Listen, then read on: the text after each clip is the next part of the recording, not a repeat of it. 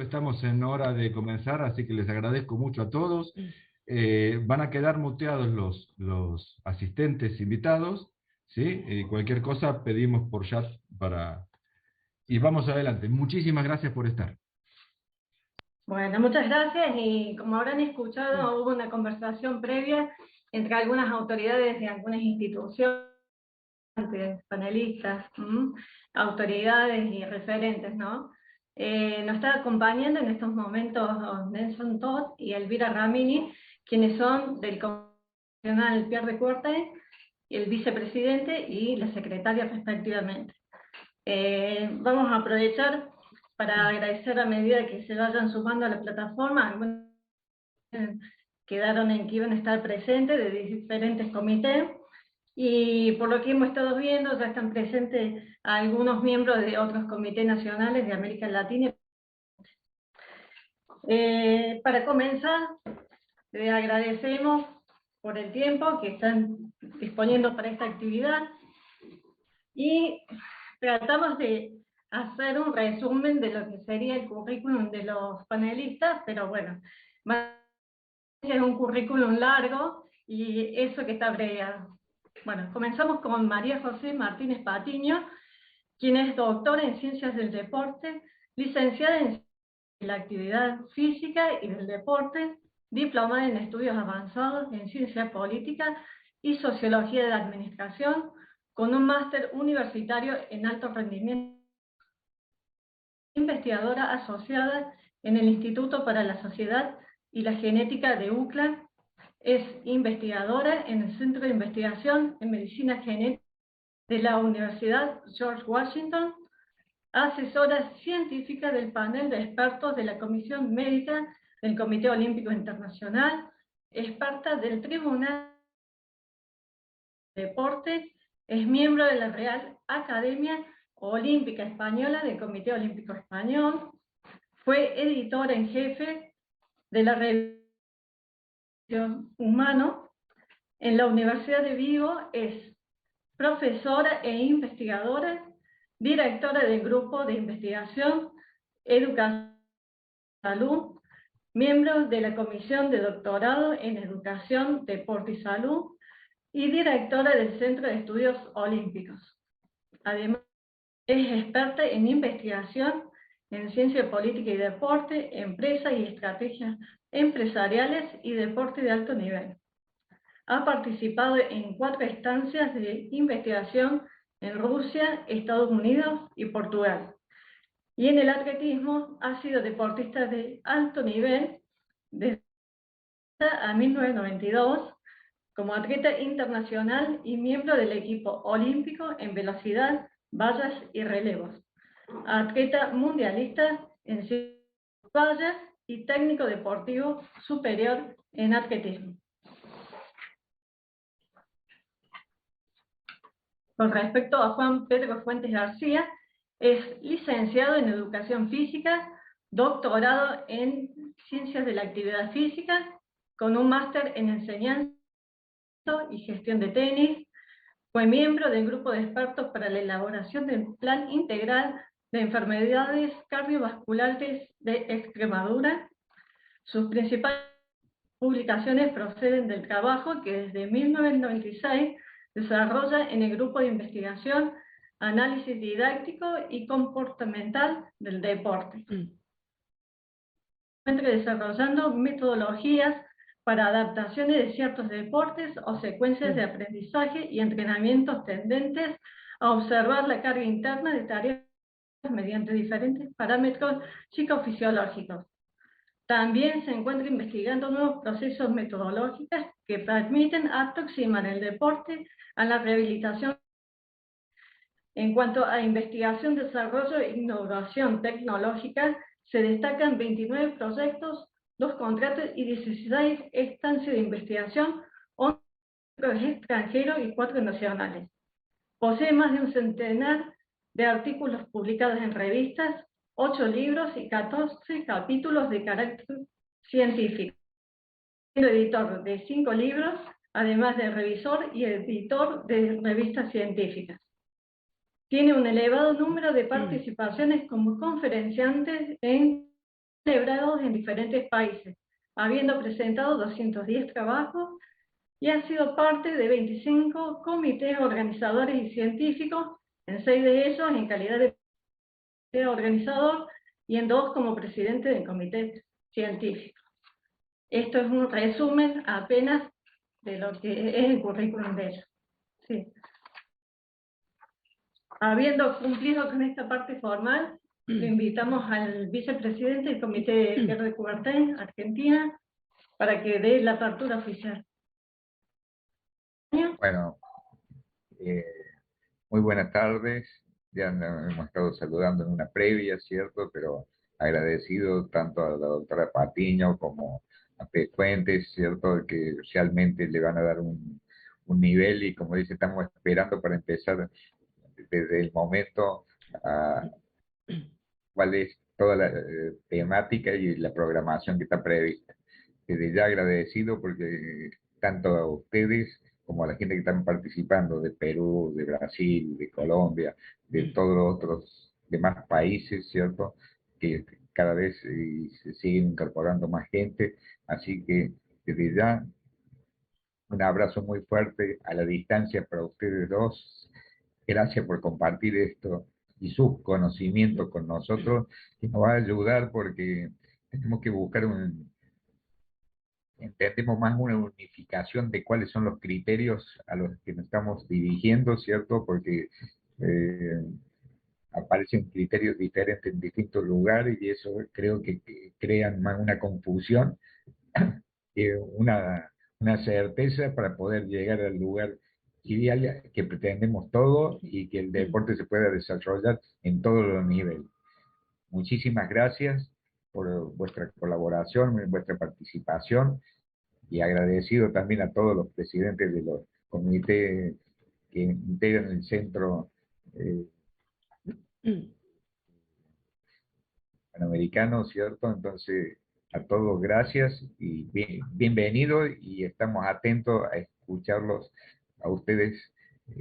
Este tiempo va a ser para escuchar a ustedes y todos los que nos pueden hacer acercar, conocer y ver lo que estamos en esta temática, que es la temática, creo que está en un comienzo todavía y le falta mucho por desarrollar, así que todas las palabras, todos los conocimientos que nos puedan hacer llegar van a ser muy valiosos para nosotros y para toda la comunidad deportiva. Muchísimas gracias por su presencia. Bueno, Jorge, muchísimas gracias. Y bueno, ahora sí comenzamos. Así, cargo de la moderación es el presidente del Comité de Pierre de Coubertin en Argentina, Daniel de la Cueva. Así, adelante, es todo de ustedes el espacio. Bueno, muchísimas gracias, queridos amigos y compañeros del Comité Pierre de Coubertin de Argentina. Darles, obviamente, también la bienvenida.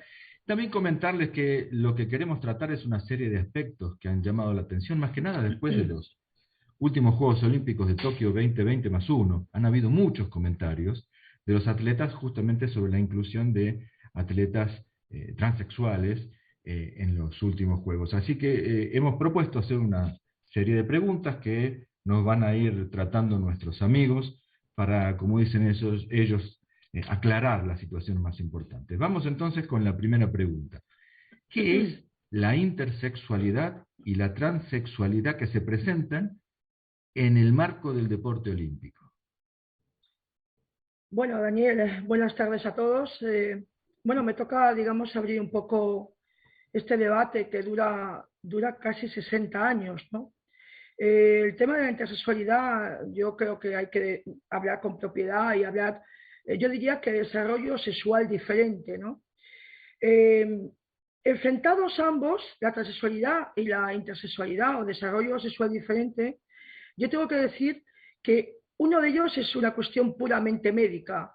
Hay alguna anomalía, entre comillas, anomalía del desarrollo sexual o desarrollo sexual diferente, que constituyen, en mi opinión, un amplio grupo de patologías, fundamentalmente determinadas por alguno de los genes, por un tema genético, de cromosomas sexuales, o de sexo gonadal, o de sexo genital, y cuya frecuencia es baja en principio, de 1 cada 2000 recién nacidos, y que pueden incluirse, o al menos se incluyen dentro de lo que se llama enfermedades raras. Es decir, que hay una disociación entre el nacimiento y lo que realmente ocurre de lo que contemplamos como binarismo, ¿no? Binarismo tal y como está concebido, de hombres y mujeres, ¿no?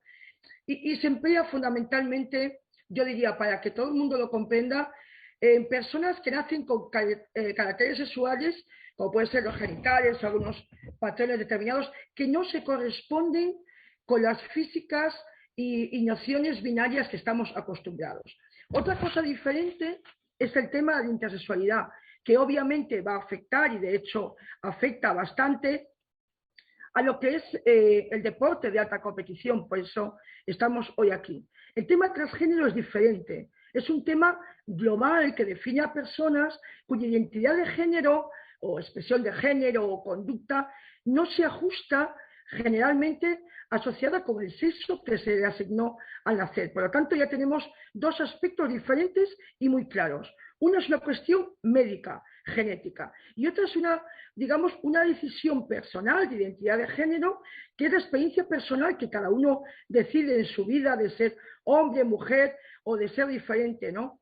Y en ambos casos, la intersexualidad y la transexualidad han tenido un enfoque completamente diferente en el mundo del deporte.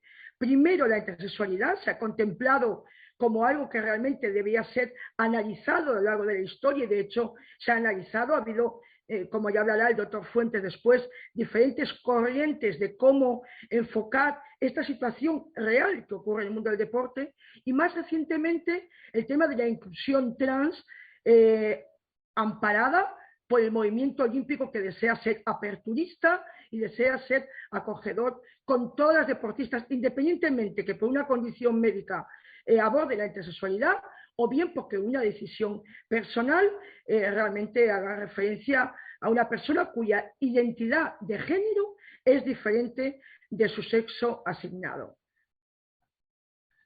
Perfecto, muchísimas gracias. Clarísima, clarísima, mi amiga. Otra cuestión. ¿Cuáles son las tareas habituales que realiza el panel de expertos de la Comisión Médica y Científica del Comité Olímpico Internacional? Bueno, he tenido el honor de estar en este panel de expertos desde, creo recordar, el año 2012.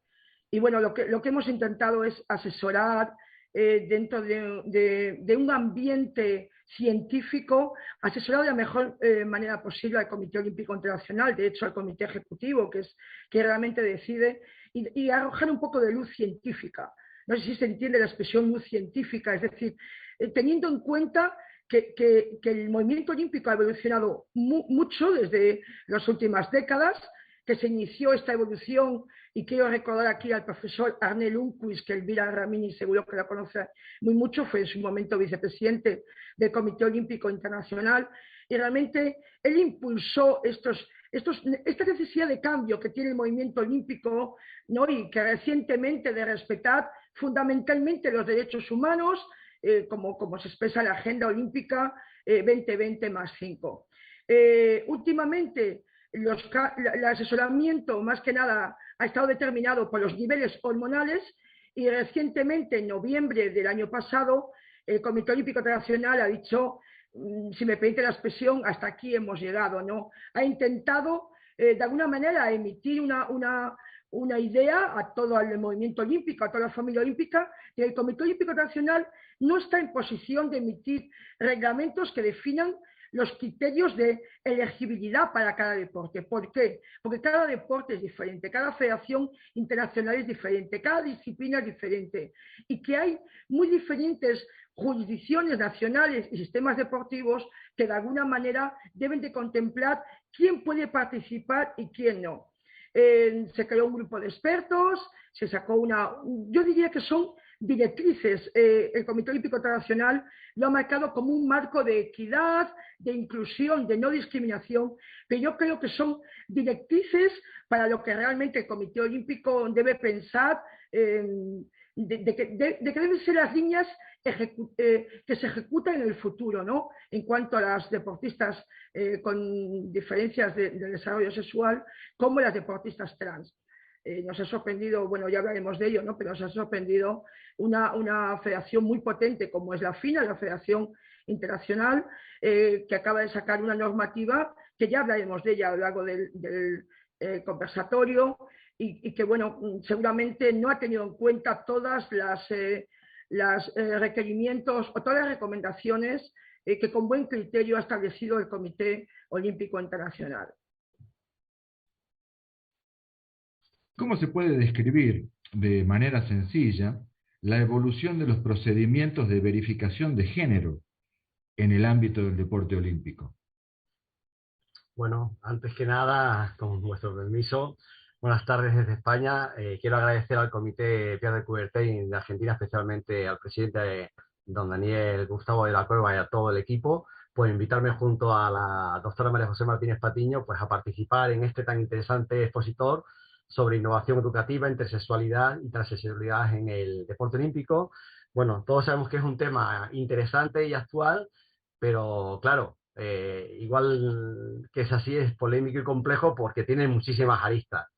Y entonces, con relación a esto, a la pregunta, pues los diferentes controles de verificación de género en el deporte olímpico, pero también, por supuesto, en todos los campeonatos, digamos, los más importantes, los de alto nivel, para determinar qué mujeres podían participar en el deporte femenino, han tenido una muy importante repercusión desde hace ya muchas décadas. De hecho, los controles surgen en la década de los años 60, donde ya se hablaba de hombres que pretendían de alguna forma competir en pruebas femeninas, o que incluso mujeres con condición intersexual podrían tener una clara ventaja con respecto a otras mujeres. Esto es un tema ya que desde los años 60 se ha estado produciendo, y a lo largo de la historia pues han existido muchos casos de mujeres que han tenido dificultades en los diferentes controles para determinar su, como decía mi compañera la doctora María José Martínez Patiño, su elegibilidad para participar en pruebas femeninas. Un claro ejemplo, quizás de los más sonados, el más reciente, es el de Caster Semenya, campeona del mundo de Berlín 2009 en 800 metros, y que fue excluida de participar por la normativa de niveles de testosterona en los 800 metros en las Olimpiadas de Tokio 2020, como todos sabemos. De hecho, ella había sido campeona olímpica en los Juegos Olímpicos tanto de Londres 2013 como de Río de Janeiro de 2016. En un primer momento, ¿en qué consistían estos procedimientos de verificación de sexo? Pues básicamente eran exámenes físicos donde las atletas de alguna forma se les pedía desfilar desnuda delante de un panel de médicos. Era simplemente así. La primera prueba, de hecho, obligatoria de género de la Federación Internacional de Atletismo, que ahora se llama, como todos sabemos, la World Athletics, se realizó en 1950 y se produjo un mes antes de la celebración de los Campeonatos de Europa de aquel entonces. A partir de 1966 ya empieza a hacerse durante las propias competiciones. Antes era antes de las competiciones, y posteriormente se van implementando pues diferentes pruebas como la de análisis de cromosomas en los Juegos Olímpicos de México 1968, y esa evolución llega hasta los Juegos Olímpicos, nuestros queridos Juegos Olímpicos de Barcelona 92, donde los análisis consisten en verificar ya la presencia del denominado gen SRY que se encuentra en el cromosoma Y, ¿no? Y después se evolucionó hacia el test para analizar los niveles de andrógenos en sangre. Así, en 2009, precisamente, que empezábamos hablando de este tema, Semenya fue sometida a análisis mucho más exhaustivos y se introducían pruebas para identificar esos casos de niveles de testosterona, si se le elevaban por encima de un nivel que se denomina hiperandrogenismo. Y de hecho después podremos hablar del tema seguramente, por un poco no salirme ahora de cuestiones que podemos tratar más adelante, como decía mi compañero la doctora María José Martínez Patiño, pero el nuevo marco del COI sobre equidad, inclusión y no discriminación por motivos de identidad de género y variaciones sexuales e intersexualidad, donde se tratan este tipo de cuestiones ya de una forma más reciente, pero básicamente esta ha sido la evolución.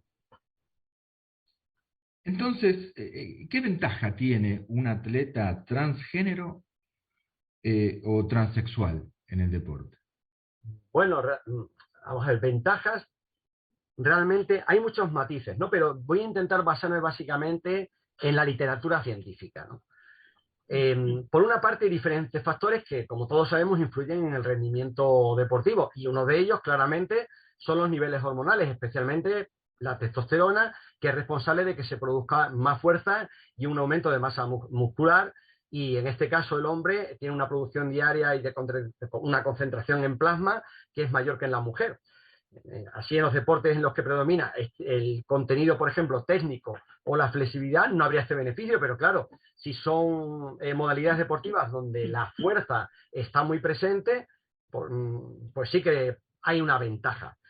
Podría darse el caso contrario. Imaginemos que modalidades como la gimnasia rítmica es implementada dentro de los Juegos Olímpicos, dentro de la categoría masculina.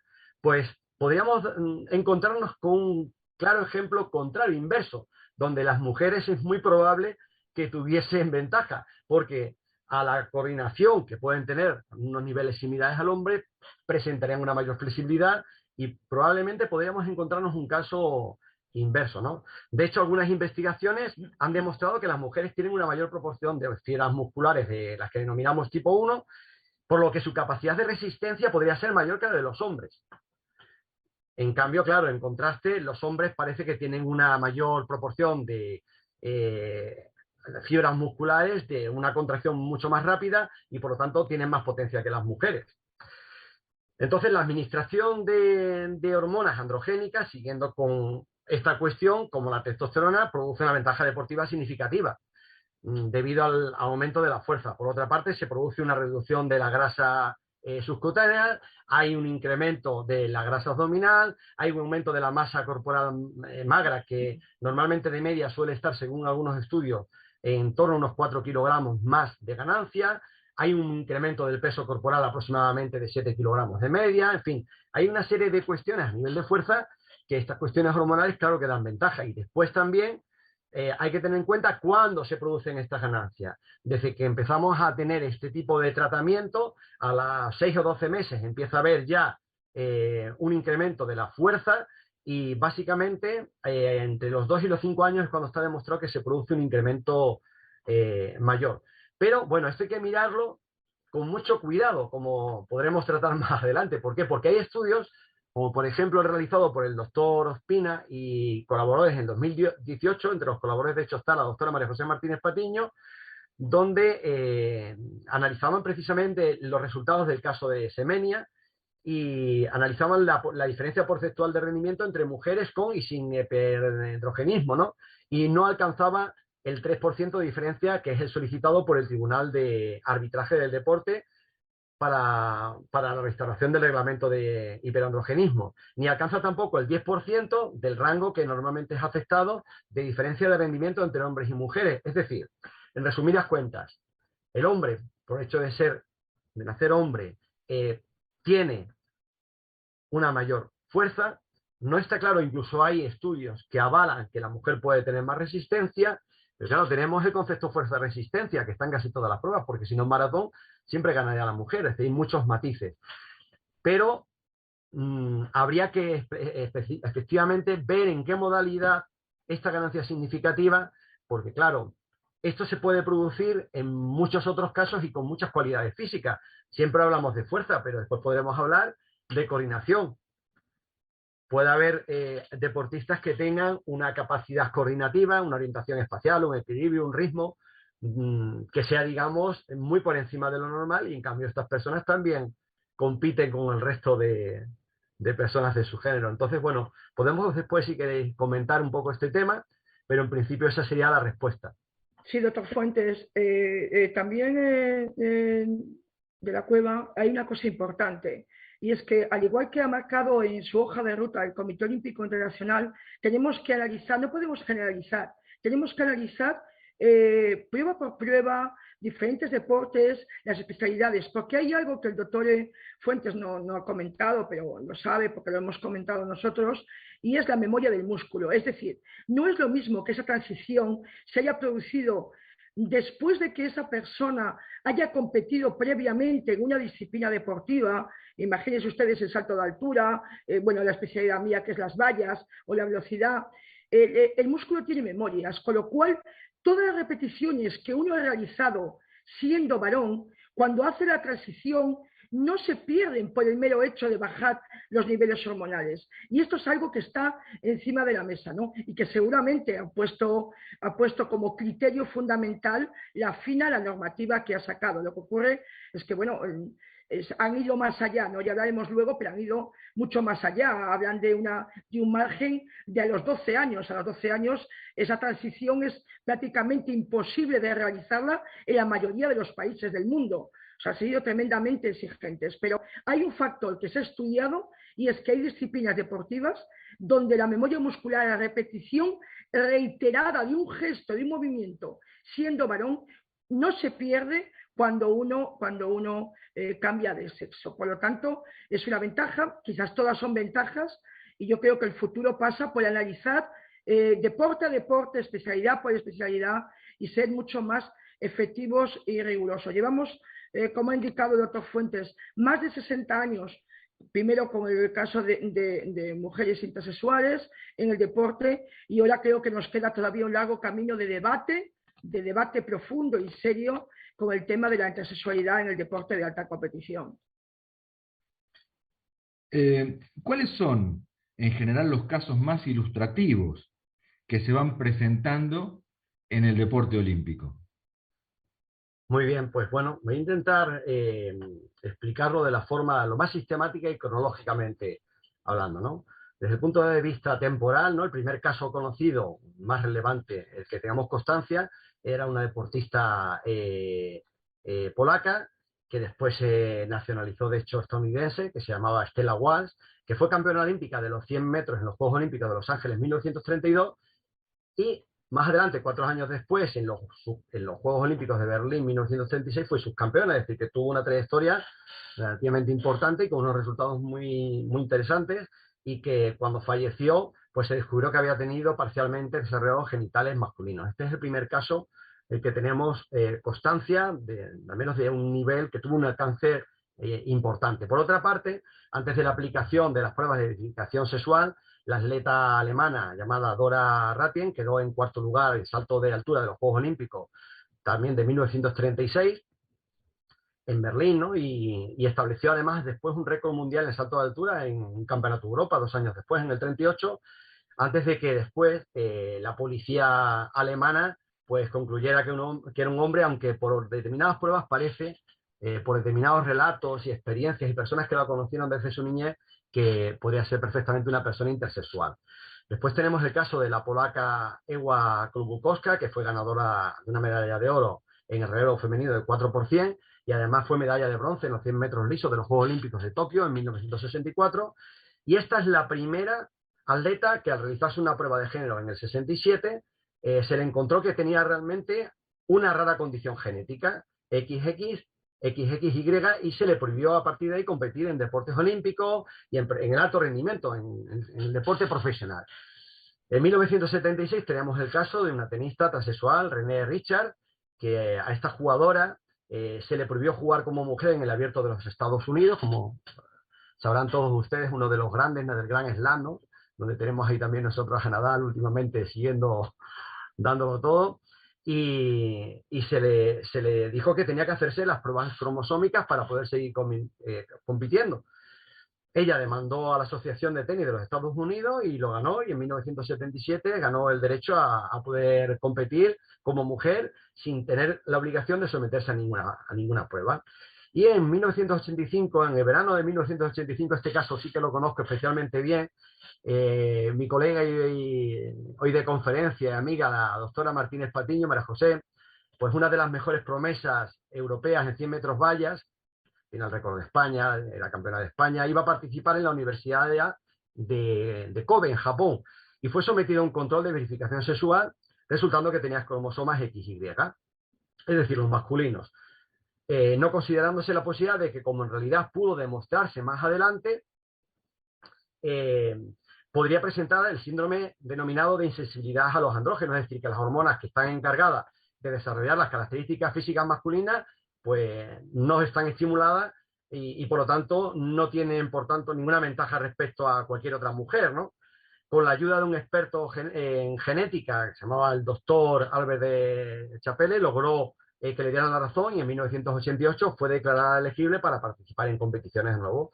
Este caso, de hecho, determinó un cambio en la normativa, y en la actualidad las mujeres con sensibilidad completa a los andrógenos, independientemente de sus genes, pueden participar en cualquier deporte olímpico.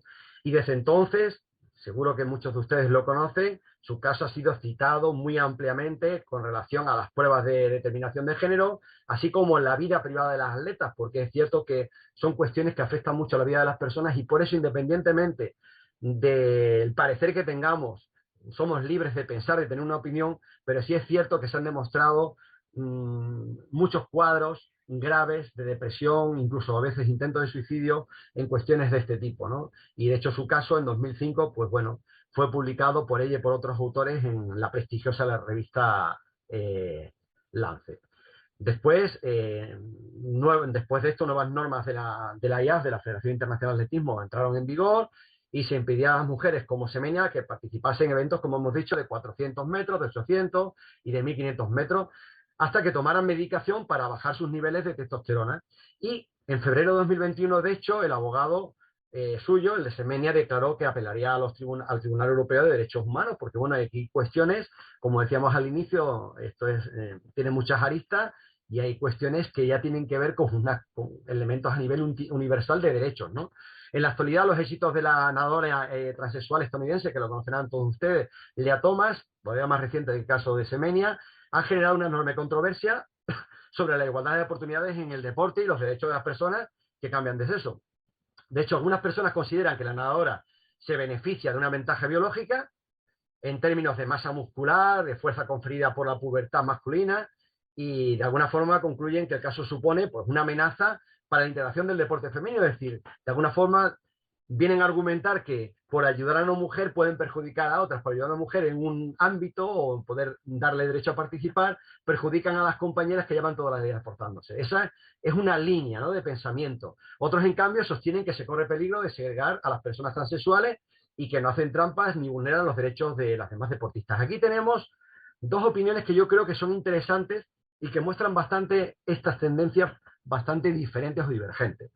Por ejemplo, el presidente de la Federación Española de Halterofilia, deporte en el que por primera vez compitió una transexual en unos Juegos Olímpicos, los de Tokio 2020, como todos sabemos, concretamente la neozelandesa Laure Hubbard, afirmó que hay que buscar la igualdad en el deporte y esa posibilidad de que deportistas transexuales compitan con muy importante ventaja, lo que ellos consideran muy importante ventaja física, contra mujeres cisgénero, es decir, aquellas cuya identidad de género coincide con el fenotipo sexual, es una injusticia, es lo que dice esta persona, por ejemplo, y que no debería permitirse que de alguna forma esta deportista le haya quitado el puesto a otra mujer para competir en los Juegos Olímpicos. Esa es una opinión que simboliza, ¿no?, esta manera de pensar. Por contra, el presidente de la Agrupación Deportiva Ibérica de entidades que engloba los clubes LGTBI inclusivos en España, manifestó que los transexuales no hacen trampa, no van contra los derechos de otras mujeres y que de hecho no poseen una ventaja deportiva. Este presidente plantea que, por ejemplo, Phelps, Indurain o Nadal son deportistas fuera de los parámetros de otros deportistas y no se cuestiona de dónde procede esa excelencia. Es decir, tendríamos que crear una tercera liga de superhombres porque estas personas, según este colectivo, pues claro, han nacido también con unas cualidades que no son las normales y por eso precisamente entrenando lo mismo que otras personas consiguen hitos que se alejan mucho incluso de lo que han hecho otros en su mismo caso que también son deportistas de élite. Es decir, entre Phelps y el siguiente nadador, y estamos hablando de superélite, hay una diferencia abismal. Aquí incluso hay diferentes autores que cuestionan esto, hablan de cómo Indurain, el ciclista Miguel Indurain, tenía una capacidad pulmonar excepcional, esto le permitió ganar 6 Tours de Francia. En fin, de alguna forma se viene a decir que si se hace esto, ¿por qué no hacerse también dentro de los hombres? Ejemplo, ya que estamos en Argentina, la filosofía esta de defensa de esta idea sería Messi. Bueno, Messi es una persona que a nivel coordinativo tiene unas capacidades que son muy por encima de lo normal. Por eso, desde la cantidad de años y años que se lleva practicando el fútbol y que se practica de manera profesional, donde todos entrenan todo lo que puede, pues Messi es considerado por muchos especialistas, si no Maradona, él como el mejor futbolista de todos los tiempos. Michael Phelps incluso tiene unos parámetros diferentes, tiene una mayor movilidad de lo normal a nivel de los tobillos, a nivel morfológico tiene unas características que le permiten. Tenemos a jugadores como Muresan, un rumano, no sé si recuerdan, que jugó en la NBA, que medía 2,31. Medía lo mismo que Manu Tebol. pero Muresan tenía también algún tipo de problema a nivel de desarrollo congénito y por eso creció tanto. ¿Qué debe hacerse con estas personas? Es decir, hay muchísima diversificación y por lo tanto hay que ser muy preciso. De hecho, científicos como Pereira y García y colaboradores publicaron un artículo en 2020 muy interesante donde afirmaban que la regulación de la justicia deportiva en sí es compleja. No hay ninguna razón científica por la cual hiperandrogenismo deba tratarse de manera diferente a otras diferencias genéticas que confieren un mayor rendimiento deportivo. Es decir, ¿por qué concretamente esta? Si a esta diferencia genética añadimos, como decía la doctora Martínez Patiño, que hay muy diversas modalidades deportivas, todavía se complica más. Es cierto que hay que indagar, hay que estudiar el tema, pero lo que está claro es que es un tema muy complejo. Ventajas hay, pero también están los derechos de estas personas a, una vez que han cambiado de género, poder llevar una vida acorde con su nuevo género, y de acorde a su nuevo género también existe la posibilidad de participar.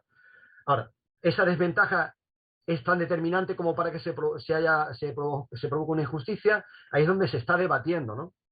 Y básicamente esto es lo que podía decir de forma resumida sobre este tema, porque es un tema muy amplio y no quiero tampoco extenderme más.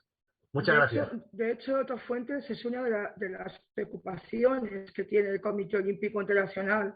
Por eso ha establecido, digamos, unos parámetros, una hoja de ruta, unas ideas que puedan servir, digamos, de guía a las federaciones internacionales. Como estabas indicando, yo considero que cada deporte y cada especialidad deportiva entraña una gran complejidad.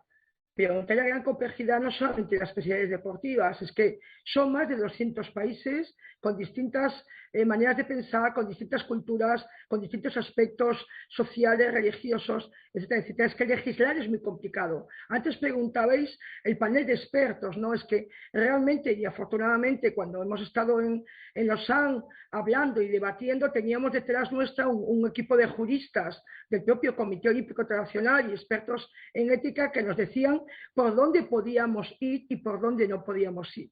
Pero bueno, realmente es muy complicado y como he dicho anteriormente, yo creo que se inicia un camino que no sabemos dónde va a terminar, porque después de la reglamentación actual, y que hablaré seguramente ahora en la siguiente pregunta de ello, yo creo que va a ser muy complicado ver cómo tiene encaje, si podemos llegar a los Juegos Olímpicos de París o a otras competiciones de alto nivel y ver que las distintas federaciones internacionales tienen diferentes criterios. Entonces, yo creo que la tendencia va a ser intentar unificar un criterio, intentar poner la ciencia al servicio del deporte, como hasta ahora nos ha servido. En el momento que nos salgamos de la parte científica, estamos abocados, desde luego, a un auténtico desastre.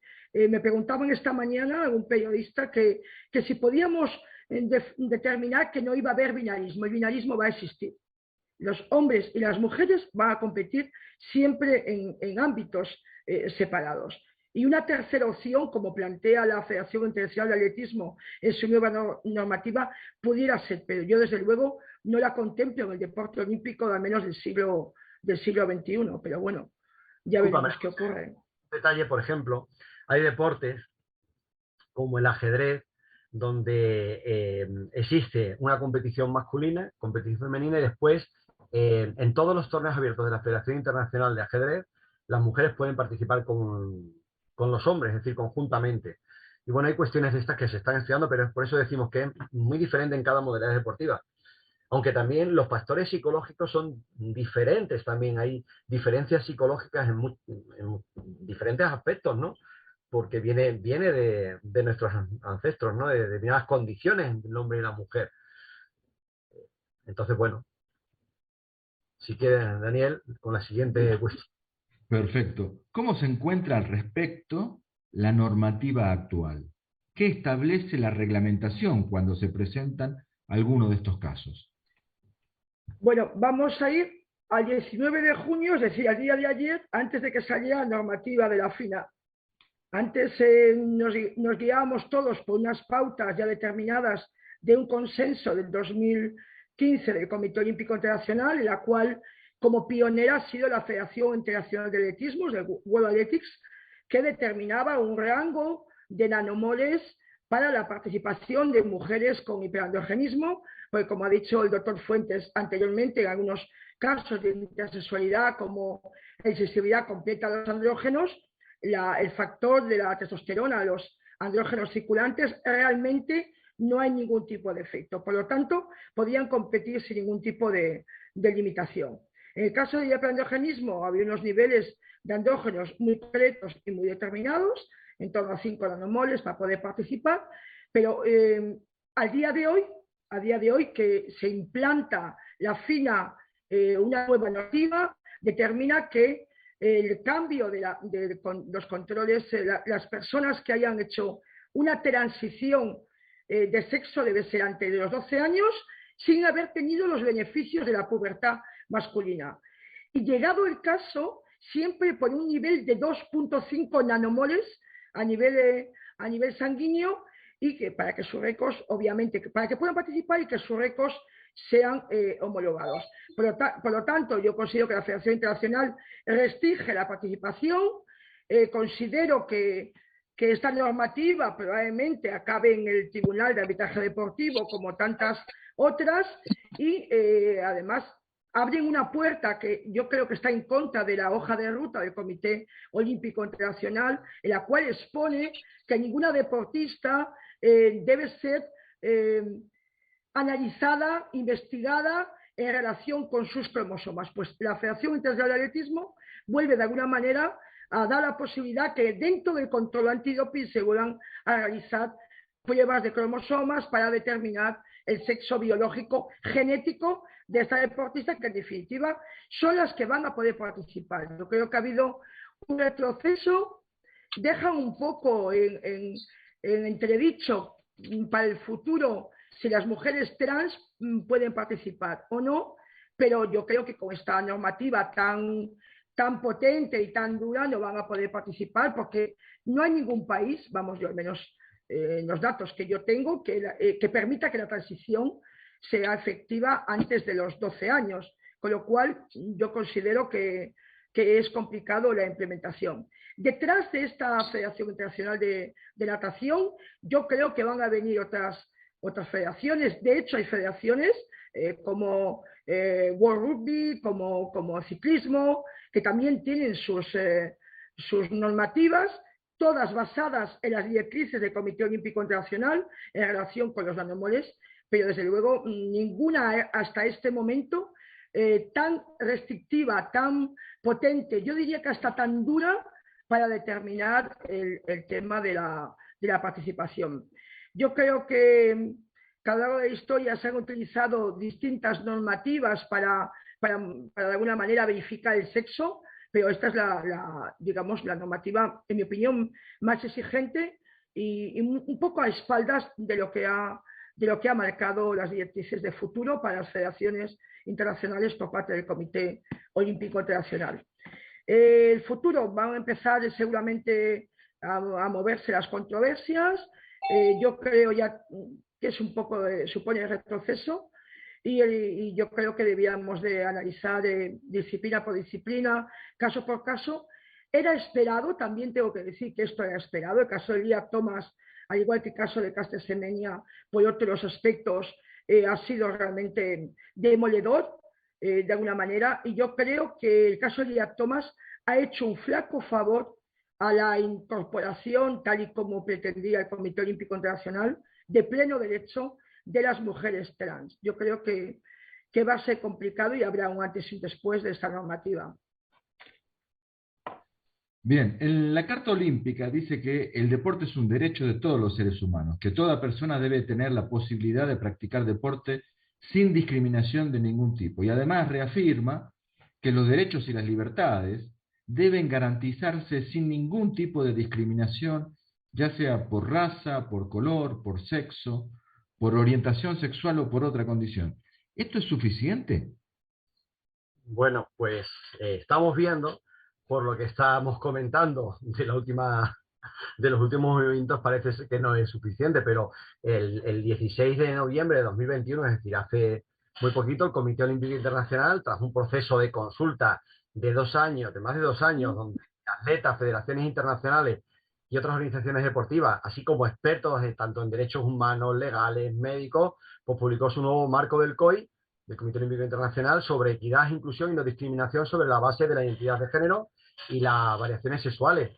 Y a través de ese marco, el COI lo que buscaba era promover un ambiente seguro y acogedor para todos los involucrados en las competiciones de élite, pues de acuerdo con los principios de la Carta Olímpica, reconociendo el papel central que de alguna forma juegan los criterios de elegibilidad y que pretenden garantizar la equidad, especialmente en el deporte organizado de alto nivel en la categoría femenina, ¿no? Que es donde está habiendo pues esta mayor polémica. El COI de alguna forma reconoce que debe estar dentro de las competencias de cada deporte y su órgano rector determina cómo un atleta puede tener una ventaja desproporcionada en comparación con sus compañeros, teniendo en cuenta la naturaleza de cada deporte, que es lo que venimos diciendo. Por lo tanto, el COI, a partir de aquí, no está en posición de emitir reglamentos que definan los criterios de elegibilidad para cada deporte o disciplina o evento, en las muy diferentes jurisdicciones nacionales y muy diversas que hay, y diferentes sistemas deportivos. Sería inviable y todavía creo que provocaría un mayor conflicto, porque claro, cada deporte es tan diferente que poner una norma para todos sería inviable. Y este marco lo que reconoce es la necesidad de garantizar que todos, independientemente de su identidad, género o variaciones de sexo, puedan practicar deporte en un entorno seguro y libre de acoso, que reconozca y respete sus necesidades y sus propias identidades. Y el interés de todos en particular de estos atletas que son de alto nivel para participar en competiciones que sean justas y donde ningún participante tenga una ventaja injusta y desproporcionada sobre el resto. Yo creo que esto lo queremos todos. La cuestión es cómo lidiar con lo que está sucediendo. Y por último, el COI señala que la mayoría de las competiciones deportivas organizadas de alto nivel se organizan por categorías masculinas y femeninas, que es lo que estaba comentando mi compañera Martínez Patiño, compitiendo por separado. Yo he puesto algún ejemplo en el que no siempre es así, y en este contexto los principios contenidos en el marco pues tienen como objetivo de alguna forma garantizar que la competencia en cada una de estas categorías sea justa y sea segura, y que todos los atletas o los atletas, ninguno de ellos sea excluido únicamente por su identidad transgénero o por variaciones sexuales. Y en eso estamos. Después de estos movimientos está claro que va a haber muchos más movimientos y va a haber mucha polémica, como es lógico. Creo, como decía la doctora Martínez Patiño, que sería interesante que aquí la ciencia tome un papel protagonista antes de que se tomen decisiones un poco de tipo más subjetivo, de creencias, etcétera, porque corremos el riesgo de que, como no nos ciñamos a criterios científicos, nos podemos encontrar que en una modalidad deportiva no existen unos criterios científicos muy sólidos, en otros sí, y bueno, se puede dar el caso de que las personas digan, bueno, por mi condición no me interesa practicar esta modalidad deportiva. De hecho, ¿qué está ocurriendo ahora con Semenya a nivel deportivo, doctora Martínez Patiño? ¿A qué deporte está practicando ahora? Bueno, realmente ha probado de todo. Carlos Semenya, su caso está en el derecho, en el Tribunal de Derechos Humanos de Estrasburgo, estará a punto de haber una resolución, pero el tiempo que ha perdido realmente es irrecuperable, ¿no? Yo creo que si hay un actor importante que puede poner un poco de cordura a lo que puede pasar en el futuro, este actor pasa por ser de nuevo el Comité Olímpico Internacional. Es el único garante de buscar la capacidad de alguna manera de poner las cosas en su sitio, ¿no? Uno de los aspectos que a mí me ha llamado más la atención es que decía uno de las ideas de la hoja de ruta que diseñó el Comité Olímpico Nacional, que ningún atleta debe ser sometido a pruebas específicas para determinar su sexo, su identidad de género, sus variaciones sexuales. Realmente volvemos un poco a hace muchos años, y realmente yo creo que hay que poner un poco de cordura. Yo creo que no se puede hacer una presunción de ventaja deportiva y bueno, sin tener fundamentos y un enfoque basado en pruebas concretas, en pruebas científicas,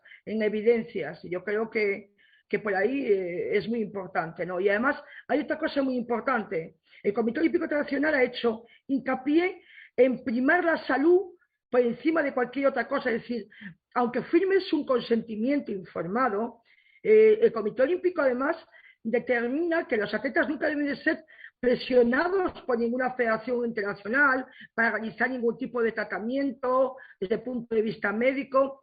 Yo creo que nos hemos quedado un poco en la superficie y que probablemente la Federación de Natación ha perdido una oportunidad magnífica de hacer una normativa que podía ser algo donde los demás, otras federaciones sin tanta evolución científica, podía realmente mirarse, ¿no? Y luego otro de los aspectos que yo siempre he resaltado en todas las reuniones es el tema de la privacidad, ¿no? Hay que intentar de alguna manera que en todos los procesos, en todas las tomas de decisiones, buscando la elegibilidad de las deportistas, mientras están haciendo deporte de alto nivel, hay que preservar la privacidad de las personas que puedan verse afectadas por las restricciones que puede imponer el deporte de alta competición.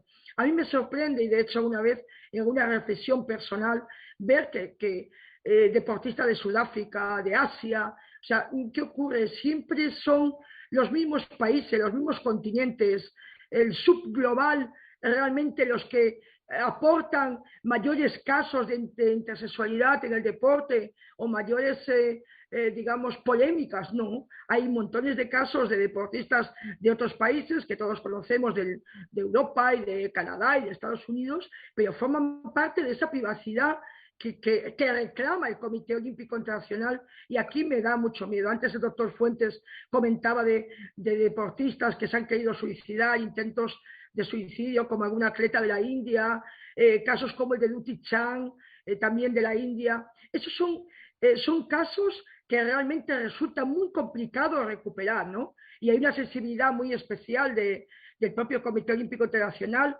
ante estos casos, buscar las leyes de privacidad, bien las aplicables al propio país o bien de alguna manera que necesitamos proteger en todo momento a la deportista, ¿no? Y hay que evitar la divulgación pública de esta parte confidencial. Tenemos que ponernos en los casos como si fueran nuestras hermanas, nuestras hijas. O sea, que es posible. La genética y los temas genéticos realmente son muy, muy complejos y desde luego la privacidad debe estar por encima de cualquier otra cosa.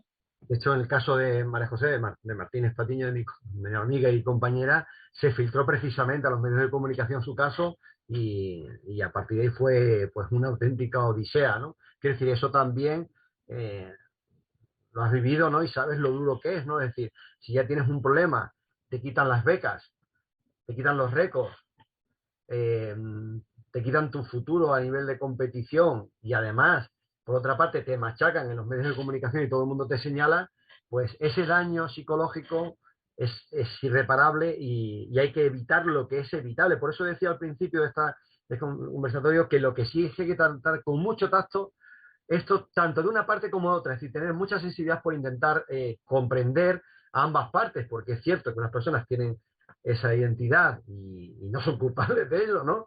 Y quieren llevar una vida plena en la cual se incluya la competición deportiva y, ¿por qué no?, al más alto nivel, pero también están los derechos de las mujeres que no pueden a lo mejor competir con determinadas circunstancias o con una fuerza de alguna persona que hacer esta transición pues tiene una ventaja. Entonces, esto tiene que estar, yo creo, como eje vertebrador de estas decisiones, la ciencia, que es lo que, por lo menos dentro de que seguro que va a haber un daño en una dirección o en otra, por lo menos sean criterios científicos y no criterios personales los que marquen las pautas, porque siempre va a haber un daño. Aquí es imposible cuadrar todo, no se puede. No hay margen para poderlo... Es que, hay que decir una cosa, y es que tenemos que darnos cuenta que un atleta como Dutee Chand, una velocista de 100 y 200 metros, no en el top mundial, ha quedado eliminada, siendo una persona con una intersexualidad y con unos niveles de andrógenos más elevados y que estuvo cuestionada para poder participar en las pruebas por parte de World Athletics, ha competido y ha quedado eliminada en la primera ronda de unos Juegos Olímpicos. Es decir, hay aspectos que realmente hay que analizar caso por caso, que es algo que yo siempre he proclamado, y por otra parte yo creo que en el futuro pasa porque las riendas, de nuevo, si realmente se producen alguna irregularidad que no está en consonancia con las directrices del propio Comité Olímpico Internacional, el propio Comité Olímpico seguramente tendrá que tomar las riendas y poner un poco de orden y concierto si realmente las normativas ven que va muy, muy, muy en contra de lo que realmente en noviembre del año pasado ha, digamos, proclamado como una hoja de ruta para las federaciones internacionales. Yo creo que la clave está aquí, debe ser un actor importante y mediador, aunque haya dejado a las federaciones internacionales legislar, pero obviamente, y dentro del marco de la ciencia, el Comité Olímpico debe tomar de alguna manera medidas. No creo que le haya gustado mucho esta normativa tan fuerte de la Federación Internacional de Natación. Bien, en el consumo de sustancias prohibidas, en el caso en particular del doping, se han presentado distintas situaciones. Por ejemplo, sustancias prohibidas para entrenar, otras que están prohibidas para competir, hay otras que están prohibidas en todo momento, sustancias en particular. ¿Se puede caracterizar distintas situaciones en este tema? Bueno, vamos a ver, yo considero algo muy importante. Hay que saber separar lo que es las cuestiones puramente de elegibilidad de las deportistas trans o deportistas intersex de lo que es el concierto de los controles antidoping. Eso pertenece a la WADA, pertenece a los diferentes análisis de controles antidoping que se producen en los distintos eventos de alto nivel y de menos nivel a nivel nacional e internacional, y debemos tener la capacidad de poder separar. Obviamente ha habido algún caso de cuando se estaba produciendo la transición en casos de deportistas trans que realmente ha habido que regular. Por eso, cuando se produce y se empieza a producir la transición, lo mejor es informar a la WADA, informar por parte de los comités olímpicos nacionales o las federaciones correspondientes a la WADA de que esta deportista que está haciendo la transición pretende o quiere competir posteriormente en el deporte femenino, en este caso el deporte femenino, porque la transición de los hombres trans no tiene ningún tipo de relevancia y pueden participar sin ningún tipo de problema. Por lo tanto, muchos de los casos que ha habido de dopaje o un dopaje implícito han sido porque no se ha informado adecuadamente. Yo creo que la WADA y la reglamentación antidopaje está tan desarrollado y con unas evidencias científicas tan claras que es muy complicado que pueda haber algún tipo de confusión o algún tipo de problema tal y como lo estás planteando en este momento.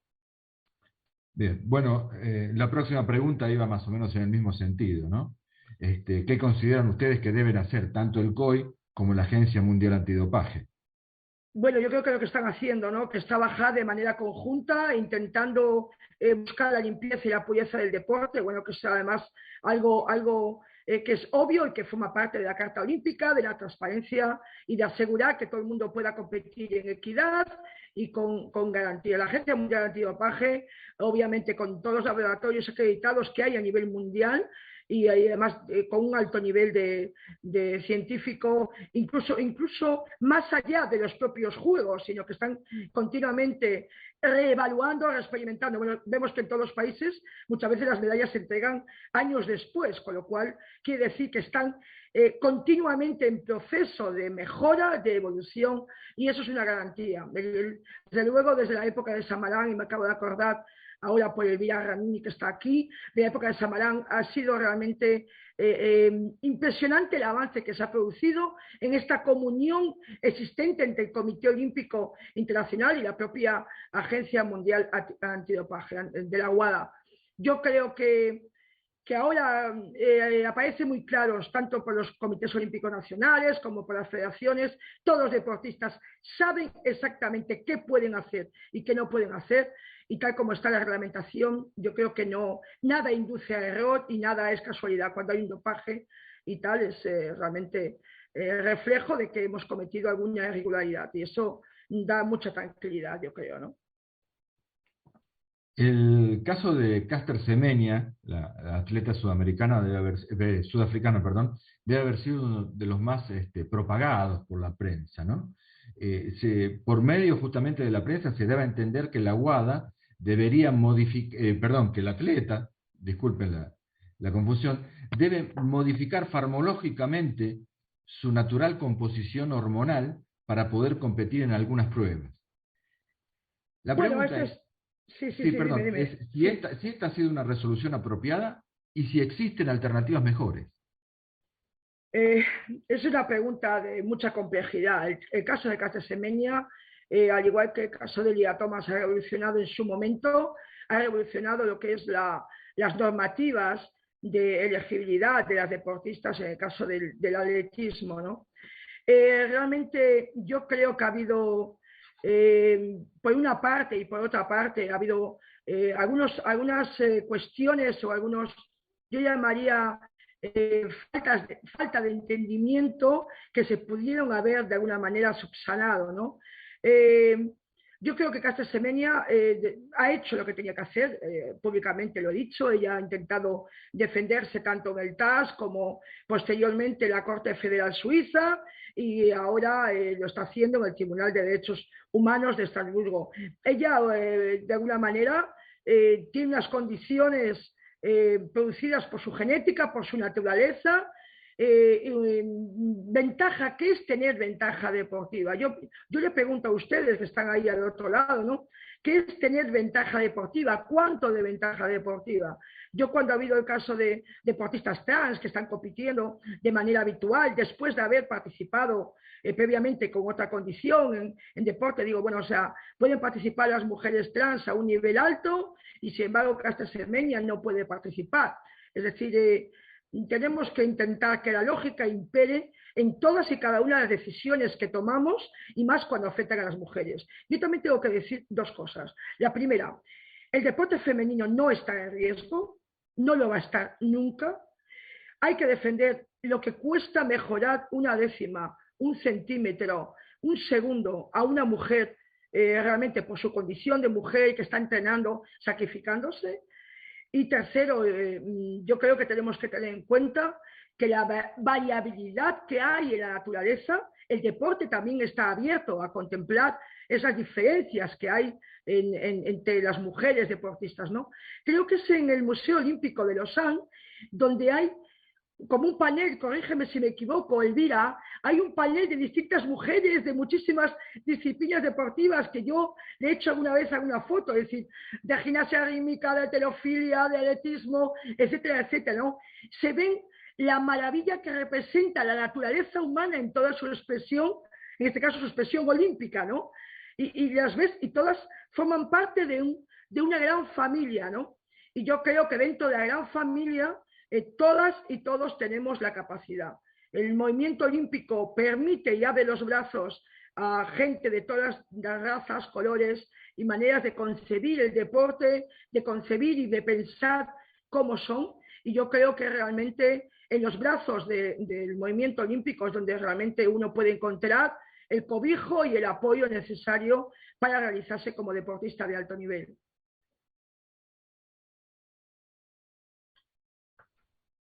Hasta hace poco tiempo, como decía justamente María José, se conocía que el dosaje de testosterona en sangre durante el último año de un atleta permitiría cambiar de categoría al pasar de un atleta masculino a femenino. ¿Cómo ves el futuro en la categorización del deporte? Bueno, yo creo que no va a haber cambios. Las mujeres siempre van a poder competir en pruebas femeninas y los hombres en pruebas masculinas. Obviamente se contempla, y acabo de ver la normativa de la FINA, por ejemplo, que es la más reciente, que se puede abrir una tercera vía para poder participar. Primero, no hay tantas deportistas trans para poder participar en las distintas especialidades. Lo que desea una mujer trans es integrarse dentro de cómo una se siente, y habrá que establecer de qué manera y cuáles son los antecedentes previos que debe de tener. Y yo creo que realmente esta categorización va a pasar, y luego que hay derechos de publicidad, derechos de televisión, etcétera, etcétera, y obviamente no está preparado. La legislación muchas veces va mucho más rápido de lo que va a la mente de los ciudadanos, de las sociedades, de las culturas y tal. Intentamos ir a la par, pero no siempre se consigue. Yo creo que al menos para los próximos 50 años la hoja de ruta está muy clara y mucho tienen que cambiar las cosas. Probablemente ni ustedes ni yo lo podamos ver, pero yo creo que va a seguir siendo de la manera que lo concebimos, siendo muy aperturista, tendiendo la mano a mejorar lo que pensamos que realmente debe ser integración, equidad, inclusión y a la diversidad que existe hoy en día, pero realmente tenemos que pensar que hombres y mujeres van a competir de manera binaria en la alta competición. Bien, y por último, cuando hablamos de esta actividad como innovación educativa, ¿cuál es el aporte que se puede proponer a la educación en general y en particular a la educación física? ¿Qué se puede aportar, por ejemplo, al profesor de educación física en una escuela que tiene niños y niñas, o al entrenador o la entrenadora de un club que tiene atletas de ambos géneros, entrenando desde los niveles más bajos? Muy bien, pues aquí podemos verlo desde dos perspectivas, ¿no? Imaginémonos que tenemos alumnos, como en nuestro caso, en la Facultad de Ciencias del Deporte, como puede ser la de la doctora Martínez Patiño en Vigo, o en mi caso en la Universidad de Extremadura. Pues sí que se utilizan este tipo de cuestiones para explicar conceptos dentro de asignaturas como sociología, historia, fisiología, pero quiero citar precisamente a una compañera, a una compatriota de ustedes, doña María Eugenia Gaite, que precisamente durante la celebración en 2019 del 13º Congreso Argentino de Educación Física y Ciencia, presentó un trabajo que se titulaba Intersexualidad y Deporte, Saber Conceptual, que invita a la formación docente humanística en educación física, y consistía de alguna forma en una propuesta pedagógica que se proponía analizar la biografía precisamente de la atleta sudafricana Caster Semenya, y se tensionaba la fuerte presencia actual del dualismo biomédico sexo-género en la explicación de la intersexualidad y especialmente su legitimización o la normalización en el ámbito deportivo de esta.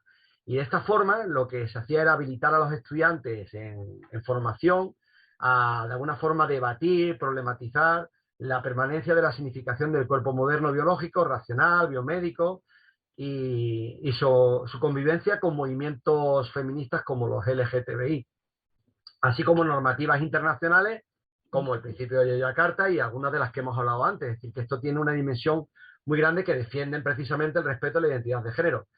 Y precisamente en torno a estos aspectos se centraba de una forma en análisis de los estudiantes en una cátedra que tienen allí, que yo personalmente no la conozco, pero leí el artículo, que se llama Antropología y Sociología del Cuerpo, y los estudiantes en formación lo que interpretan es la variabilidad pública que ha tenido el debate con el propósito de comprender en el contexto actual la centralidad de la explicación de la corporalidad, ¿no? Que no se halla únicamente en manos de la medicina. Por eso digo que está la parte científica que hemos dicho que es fundamental, pero también de alguna forma está la sociedad la que debe reflexionar sobre otros modos de vivir la experiencia corporal. Claro, no. Por eso digo que hay que tratar la parte científica, pero hay que involucrarla y hay que contextualizarla dentro de los derechos humanos, por ejemplo. Y entonces nosotros, por ejemplo, dentro de nuestra facultad sí que utilizamos este tipo de casos incluso dentro de las asignaturas de historia y sociología del deporte, también dentro de fisiología, para comprender las diferencias a nivel de fuerza, de resistencia, y este tipo de cuestiones cuando se plantean con los estudiantes suelen ser muy motivantes, y a la par que están aprendiendo cuestiones fisiológicas, están aprendiendo a cuestiones sociológicas y aparte están de alguna forma adquiriendo valores o interpretando otras formas de pensar y adaptándose también o procurando intentar ponerse en el caso de los demás, que es algo muy importante cuando las personas están en formación. Con respecto a los niños, esto con respecto a los estudiantes, por ejemplo, de ciencias del deporte, con respecto a los niños, este tipo de actividades se podrían involucrar dentro de acciones como la que nosotros hacemos en la Facultad de Ciencias del Deporte. Yo he organizado durante 5 años en nuestra facultad una actividad que se llama Valores el Día de la Raqueta, y entonces vienen niños de toda la región, cerca de 500 niños, en 2 turnos, y lo que hacemos es que tienen que practicar diferentes deportes, en este caso son deportes de raqueta. En cada una de las instalaciones van rotando, tienen que aprender un deporte. En una estación es pádel, otras tenis de mesa, otros bádminton, otros salud cardiovascular a través de deporte de raqueta. Son 5 estaciones, y ahí lo que incluimos son que los niños tienen que conseguir los 5 anillos olímpicos. Se les regala una especie de cartulinas rígidas donde viene por una parte un valor, y se identifica un valor concreto, ¿no? Lo importante no es ganar, sino participar, aprende a respetar las diferencias individuales, una serie de valores, y cuando ellos aprenden y dan clase durante 10 minutos, por ejemplo, de esa modalidad deportiva con nuestros alumnos, que son los que al final, después de haber recibido estas disciplinas, son los que lo llevan a cabo, pues aparte de enseñarle ese deporte en concreto, tienen que hacerlo practicando un valor. Es decir, de repente hay una de las actividades que están aprendiendo tenis, pero al mismo tiempo, como les toca, lo importante no es ganar, sino participar, ellos tienen que crear unas reglas que sean justas o que respeten las diferencias individuales. Hay otros que respetar las características o diferencias entre los individuos, entonces ellos también tienen que competir con silla de ruedas, en fin. Este tipo de cuestiones, nosotros cuando las hemos llevado a cabo, suponen un hecho muy importante para los niños. Los maestros también aprenden otra forma de trabajar cuando vienen a nuestras instalaciones, y estos principios que estamos hablando de respeto a las diferencias, en este caso diferencias de género, etcétera, o intersexualidad, creo que se pueden incorporar dentro de este tipo de actuaciones, ¿no? Hacerlo de una forma jugada y que ellos también trabajen conceptos de una forma divertida, involucrados dentro de la propia acción de deporte, sin darle demasiado protagonismo de forma concreta para que sepan que están trabajando eso, sino verlo de forma natural mientras aprenden un deporte concreto, pero que estén trabajando ese valor. Entonces, tanto en un ámbito más de formación de futuros licenciados o graduados en ciencias del deporte, como con niños, que es el momento fundamental para trabajar estos valores, creo que es muy importante precisamente este tipo de ejemplos, porque en realidad hablan de cómo la sociedad tiene que adaptarse a los nuevos tiempos, cómo el deporte tiene que ser capaz de adaptarse y cómo entre todos tenemos que conseguir una competición justa, pero también atendiendo a la evolución de las personas, a la evolución de la forma de pensar y de respetar a otras características diferentes a las nuestras, básicamente. Yo creo que esa evolución es lo que realmente está en el pensamiento en todo momento, ¿no? Del propio Comité Olímpico Internacional, ¿no? Me viene a la memoria, creo que las más preguntas, pero creo que hay un aspecto que a mí me parece muy importante, ¿no? En la hoja de ruta del Comité Olímpico, y es que habla de prevención de daños, ¿no? Hablaba de que el bienestar físico, el bienestar psicológico, mental de los deportistas debe ser prioritario a la hora de establecer los criterios de elegibilidad, de quién puede participar o no, ¿no? Y que hay que identificar y prevenir los impactos que puede producir sobre la salud, sobre el bienestar, todas aquellas normativas, como la que estamos hablando de la natación o cualquier otra, ¿no? Que puedan derivarse de la aplicación o de los criterios. Y yo creo que eso es muy importante, ¿no? Está siempre en el ADN del propio Comité Olímpico, y debe aplicarse todo de forma justa, que no se excluya a los atletas, en función incluso de la apariencia física. Es que hay muchas veces que por una apariencia física, por un comentario que se hace y que es recogido por un periodista, es recogido por un medio de comunicación, eso puede afectar gravemente realmente no solamente al rendimiento, sino desde el punto de vista psicológico, ¿no?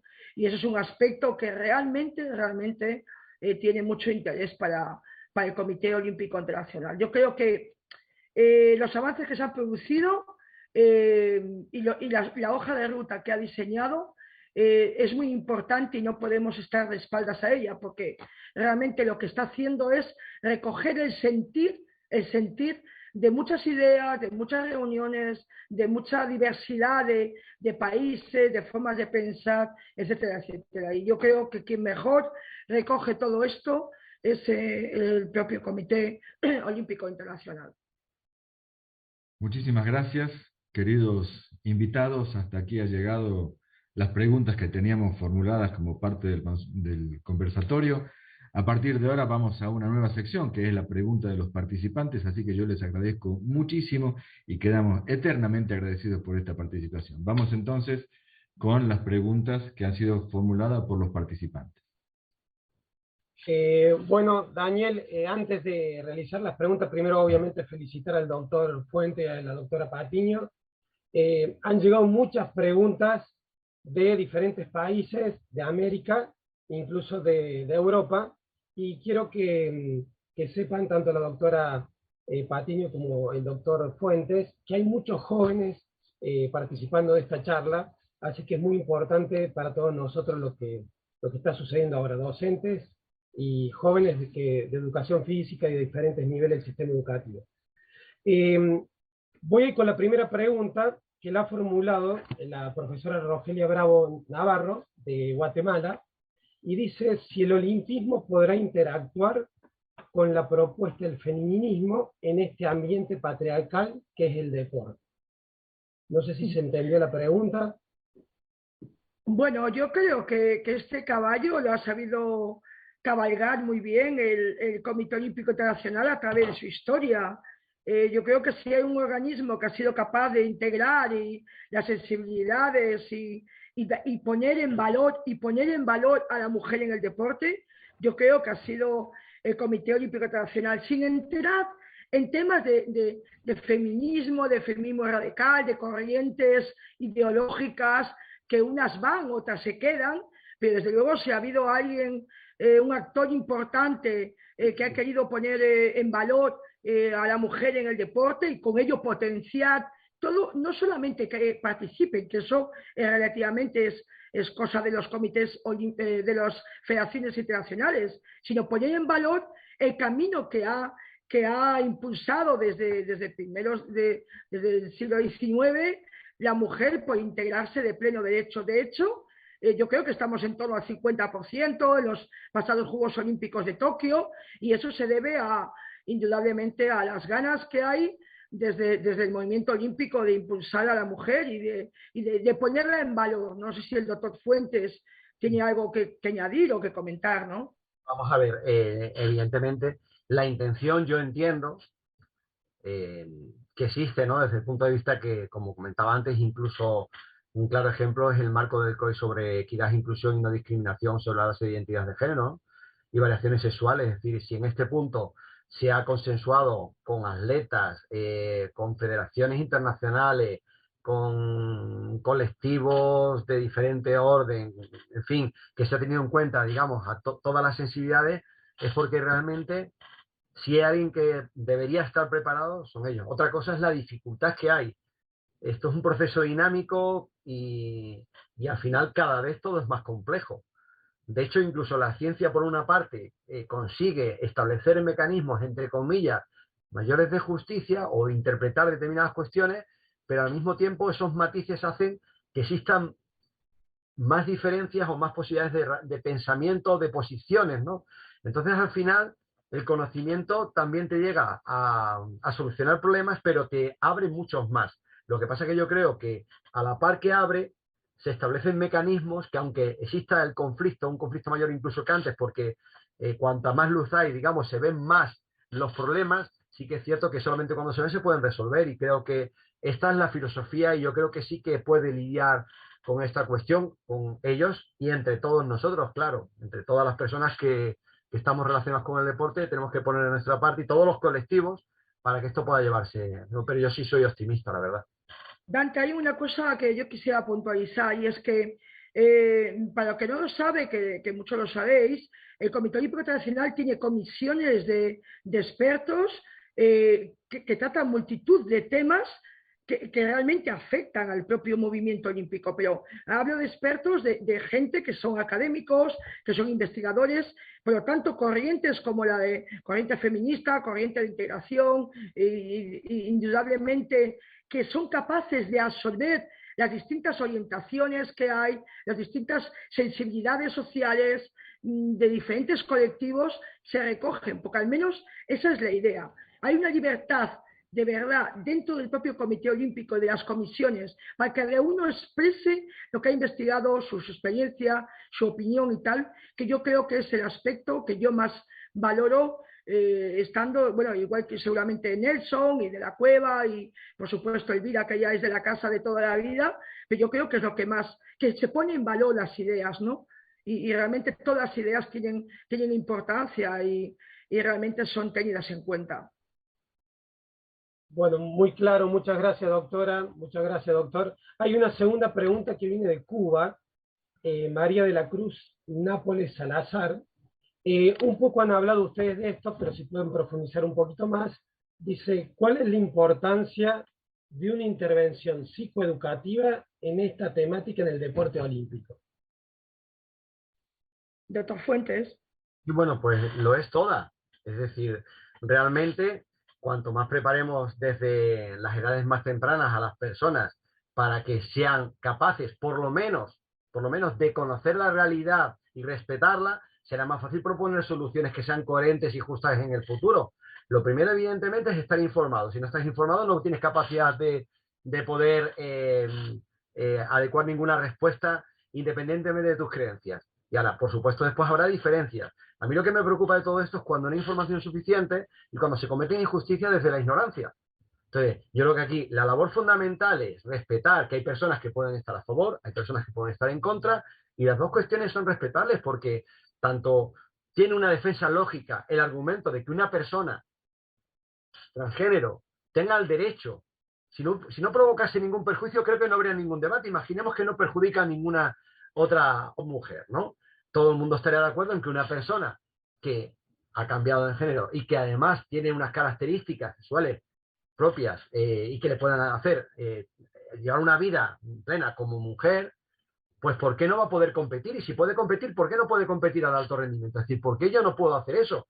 Si a mí en mi documento nacional de identidad me está diciendo que yo soy una mujer, yo podré hacer todo lo que pueda hacer una mujer. Si no usted no está respetando los derechos de la persona. Ahora bien, estamos hablando de competición y estamos hablando también que dentro de una competición y dentro de las leyes y dentro de los reglamentos se busca la equidad y la justicia. Y por eso precisamente existen competiciones de hombres y mujeres, porque está claro que existen diferencias. Yo tengo una amiga, por ejemplo, que es jugadora de ajedrez, que es campeona de España, que ella misma puede participar con los hombres. Y estamos hablando de una modalidad de rendimiento cognitivo, donde no se ha demostrado que haya diferencias a nivel de coeficiente intelectual entre el hombre y la mujer en ningún estudio, en los estudios científicos. Sí puede haber diferencias a nivel de rasgos de mayor, entre comillas, agresividad y que eso puede influir en el rendimiento de alguna forma de competición, ¿no? Pero no se ha demostrado. Y aún así, ella y otras personas que yo conozco ven con naturalidad que prefieren competir con mujeres porque ellas mismas reconocen en una modalidad donde en principio podría ser el ejemplo de que están en condiciones iguales, que el hombre tiene más posibilidades de ganar. Entonces, yo creo que aquí eso es perfectamente comprensible y es comprensible que una mujer que lleva toda la vida entrenando, que se ha esforzado y de repente, imaginemos que llega a la número 1 del mundo de la agüita, ¿no? De la clasificación mundial de tenis. Y de repente hay una persona, transgénero, tipo Nadal, se cambia y de repente la arrolla. Pues el sentimiento también de la otra persona es decir, hombre, es que hay una clara ventaja porque si de hecho le está costando ganar en hombres, ya de repente se cambia y gana a todas las mujeres, esos dos sentimientos son los extremos, ¿no? Nosotros donde creo que debe estar el Comité Olímpico Internacional, las federaciones y las personas del mundo del deporte y la ciencia, en intentar hacer un poco de jueces e intentar, dentro de que va a haber siempre injusticias y que va a haber personas que van a sentirse y van a verse perjudicadas, que sea lo menos grave posible, es decir, intentar llegar a un acuerdo. Y por eso el Comité Olímpico Internacional estableció este tipo de consenso de más de 2 años, de intentar tener reuniones con atletas, con directivos, con colectivos incluso del LGTBI, en fin, que poner las cosas encima de la mesa y decir, y ahora tenemos que decir entre todos, nadie va a quedar contento, pero lo que está claro es que hay que sacar algo de aquí. Algo hay que sacar, porque la competición y el mundo sigue, la vida sigue, y tendremos que decir lo que sea, tendrá que ser lo menos malo posible. Y tendremos que ponernos de acuerdo, aunque al final yo no quede plenamente contento y tú tampoco vas a quedar plenamente contento. Y por eso digo que desde pequeños es fundamental que este tipo de debates, este tipo de conversaciones, adaptados a esas edades, se les vaya haciendo ver para que ellos entiendan que independientemente de que tú creas una cosa o creas otra o te perjudique más o te beneficie, las dos posturas son comprensibles, pero que hay que respetar a las dos posiciones. No me parece bien ni que a Lea Thomas se le haga vacío porque ella le han dado el derecho a participar. Ella no ha robado un banco, a ella le han dado el derecho a participar y como yo participo, no es justo que a mí me estén discriminando. Si no haberme dejado participar. Ahora, también es lógico que las personas que llevan todo el tiempo compitiendo se sientan mal. Entonces creo que hay que mantener la educación, mantener un respeto hacia la persona que le han dado la posibilidad de participar, pero al mismo tiempo pensar también en las otras personas que estaban ganando y la dejan de ganar porque hay una consideración de fuerza que puede estar afectando de forma significativa. Y eso es el debate, y nunca vamos a estar contentos en nada, pero así funciona el mundo, así funcionan las constituciones de los países, así funciona la democracia, y así ganará mi partido o no las próximas elecciones, pero yo voy a seguir viviendo, me tendré que adaptar. Es la vida. Y tenemos que verlo como algo natural, pero desde el respeto. Y eso se construye desde la infancia. Y se construye desde la información. Y escuchando a todas las partes, para que libremente ya cada uno se posicione. Muy claro, doctor. Muchas gracias. Vamos a dejar las preguntas del cuestionario que llenaron nuestros integrantes que están en la sala previo a la inscripción y le vamos a dar paso al chat, que hay muchas preguntas del chat. Por lo tanto, le doy paso a la profesora Andrea Zavala para que las pueda formular. Bueno, muchas gracias, Dante, y antes que nada, bueno, queremos avisarle que hay muchos agradecimientos, felicitaciones. Hay dos preguntas que han hecho Marlon Escobar y Teresa Rocha, así que es con respecto a la Carta Olímpica y Telcoy, y el deporte colectivo en cuanto a la regulación por parte de las federaciones internacionales. Pero después Marlon Escobar comenta, dice, ¿no creen que así como se separa el deporte competitivo en mujeres y hombres, y no es discriminación, también debería crearse una tercera opción con diferente orientación sexual? Y justo más abajo, Joaco dice, pero un hombre transexual y una mujer transexual son diferentes. ¿Qué hay para responder? María José, si quieres. Bueno, realmente, bueno, lo hemos puesto encima de la mesa. Es decir, la Federación Internacional de Natación propone que van a estudiar en los próximos meses la posibilidad de que tengan encaje las mujeres trans y bueno, yo creo que es una utopía. Yo creo que siempre se ha hablado de una tercera vía digamos, de compromiso competitivo para poder acceder. Yo personalmente no la veo y creo que además sería un error. Yo creo que la tendencia será, como ha dicho el doctor Fuentes, de analizar y procesar la información científica que se tiene para adecuar. Seguramente hay que ser mucho más preciso, porque no vamos a tener tantos casos, y los casos que haya son susceptibles de poderse analizar, de poder comprobar. Establecer una normativa tan estricta, tan enérgica, lo que está haciendo es cerrar las posibilidades. Ya muchos de los países ya no contemplan la posibilidad, porque uno de los aspectos que realmente proclama la Federación Internacional de Atletismo es de que debe ser reconocido por el propio país como mujer o como hombre, para posteriormente poder adaptarse al rango de testosterona que pide la competición o que exigen ellos. Hay países donde eso no se contempla bajo ningún concepto. Yo lo veo complicado, sí. Paulina precisamente comentaba, claro, que lógicamente separarlos no sería una inclusión real, es decir, estamos en cierta forma retrocediendo. Desde el punto de vista de gestión del deporte eso sería inviable, desde mi punto de vista, no quiero decir desde el punto de vista de patrocinio, en fin, a nivel, eso sería inviable, pero eso es como si hacemos, bueno, eso se ha intentado hacer una tercera liga, entre comillas, pero no hablando de esto, se ha intentado hacer, por ejemplo, con no tiene que ver con la intersexualidad, pero en cierta forma yo creo que puede ser el ejemplo en Europa con una competición europea de los mejores clubes de fútbol.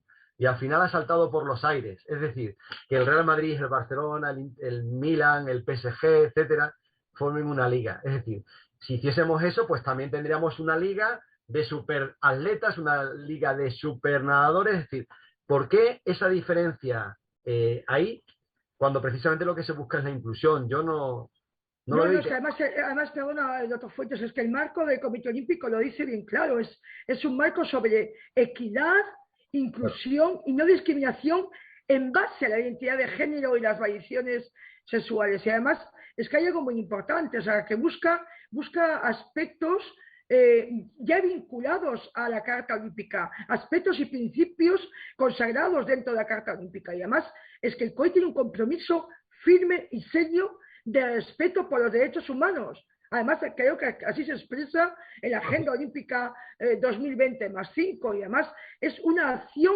clara para fomentar la igualdad de género y, por supuesto, la inclusión. Si establezco una tercera vía, ya estoy, digamos, de espaldas a esta posición clara del Comité Olímpico Internacional dentro del marco que ellos establecen, ¿no? Bueno, muchísimas gracias, clarísimo como la postura de Edwin Adolfo.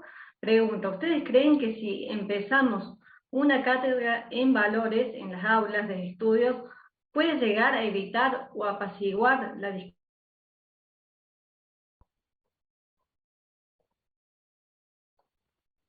No sé si se alcanzó a escuchar. No, pero yo No. entiendo por lo que estabas diciendo que si se puede de alguna forma hacer una carta de valores, ¿no? Me imagino que en la escuela, ¿no? Exacto. Pues yo estoy convencido que esa es la clave. Es decir, no es la solución, pero es la clave para poder seguir avanzando. Al final, de lo que se trata en la humanidad siempre es de avanzar. Nunca vamos a resolver de manera definitiva ningún problema, porque además el ser humano cuando está resolviendo un problema somos capaces de provocar 5 o 6 de lo que estamos solucionando, tenemos esa habilidad. Pero sí es cierto que en las fases de formación, en las fases pequeñas donde hay que educar y donde hay que hacer este tipo de carta de valores para que vayan entendiendo y vayan comprendiendo la importancia del respeto sobre todo y la aceptación de ciertos valores y de discrepancias en las formas de pensar. Pero esto no habría que hacerlo solamente con este tema, habría que hacerlo en general. Hay países donde esto se trabaja más y de hecho hay una mayor tolerancia. Pongo el ejemplo de los países nórdicos, donde se le da muchísima importancia a los centros escolares, donde la educación de primaria, de hecho, están los profesores más cualificados, se le da una importancia especial. Para ellos los mejores no tienen que estar en la universidad, tienen que estar en la escuela. Y es donde más ayudas hay a la mujer, etcétera, y es donde, de hecho, hay menos discriminación, por término general, entre hombre y mujer. De hecho, si vemos muchas veces los medallistas, vemos Noruega, por ejemplo, balonmano, hombres y mujeres, en determinadas modalidades deportivas donde están bastante compensados, ¿no?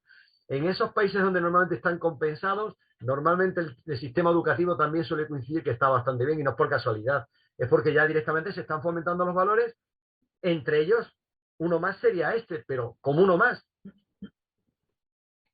Bueno, muchísimas.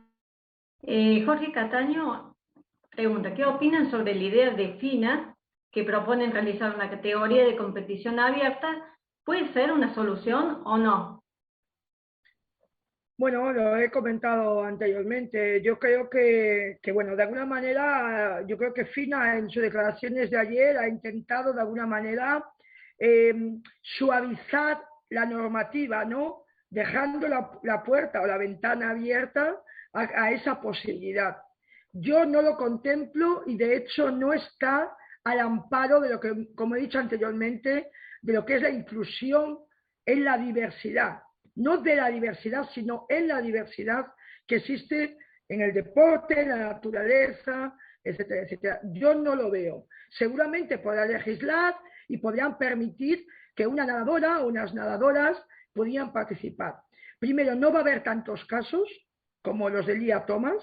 Y segundo, yo creo que muchos de los casos de las mujeres y hombres trans buscan integrarse dentro de este binarismo, que es donde realmente se sienten de alguna manera realizadas. Por lo tanto, abrir esa vía podría ser interesante para la propia FINA, para justificar a lo mejor una normativa tan potente, pero muy poco efectiva en la realidad. Yo también lo creo. Bueno, muchas gracias. Paulina, que nos dice, entonces, si hay diferencias físicas y por ende de rendimiento, ¿termina siendo justo? Bueno, porque también agrega que separarla... no es justo. Es que la respuesta es muy sencilla. No es justo. Y la siguiente pregunta sería, ¿y es justo que una persona transgénero no pueda participar al igual que hace otras actividades como mujer? Es decir, ese es el problema. Y otra pregunta sería, ¿es justo que Michael Phelps pueda competir contra otros nadadores donde está clarísimo que tiene unas cualidades innatas que están muy por encima? ¿Y es justo que una persona que tiene algún problema hormonal o de gigantismo, que mide 2,31, juegue en la NBA? ¿No debería agacharse este jugador de baloncesto cuando juega para tener una altura normal? Es decir, al final, el concepto justo e injusto, solamente si va acompañado de otra posible de justicia e injusticia, se puede poner en la balanza. El problema es que es un tema muy complejo de sensibilidades contrapuestas donde los dos tienen razón y donde hay que llevar a una operación donde nos hagan las cuentas y donde todo el mundo esté por lo menos igual de contento o sea igual de justo para uno y para otro. Pero no hay una verdad absoluta aquí. No es tan fácil. Hay un aspecto importante de otras fuentes. Lamentablemente, las polémicas y las controversias surgen porque no somos capaces de anticiparnos al problema. Cuando inició el doctor Arne Lundqvist el consenso de Estocolmo para intentar integrar a deportistas trans, pues no sabíamos qué iba a ocurrir con el caso de Lia Thomas, no estaba en la mente. Estaba la posibilidad de poder integrar cuando hubiera una transición adecuada, correcta, pero nadie podía pensar que un deportista de alto nivel hiciera la transición y que no perdiera, digamos, su condición potente de rendimiento como así ha sido, ¿no?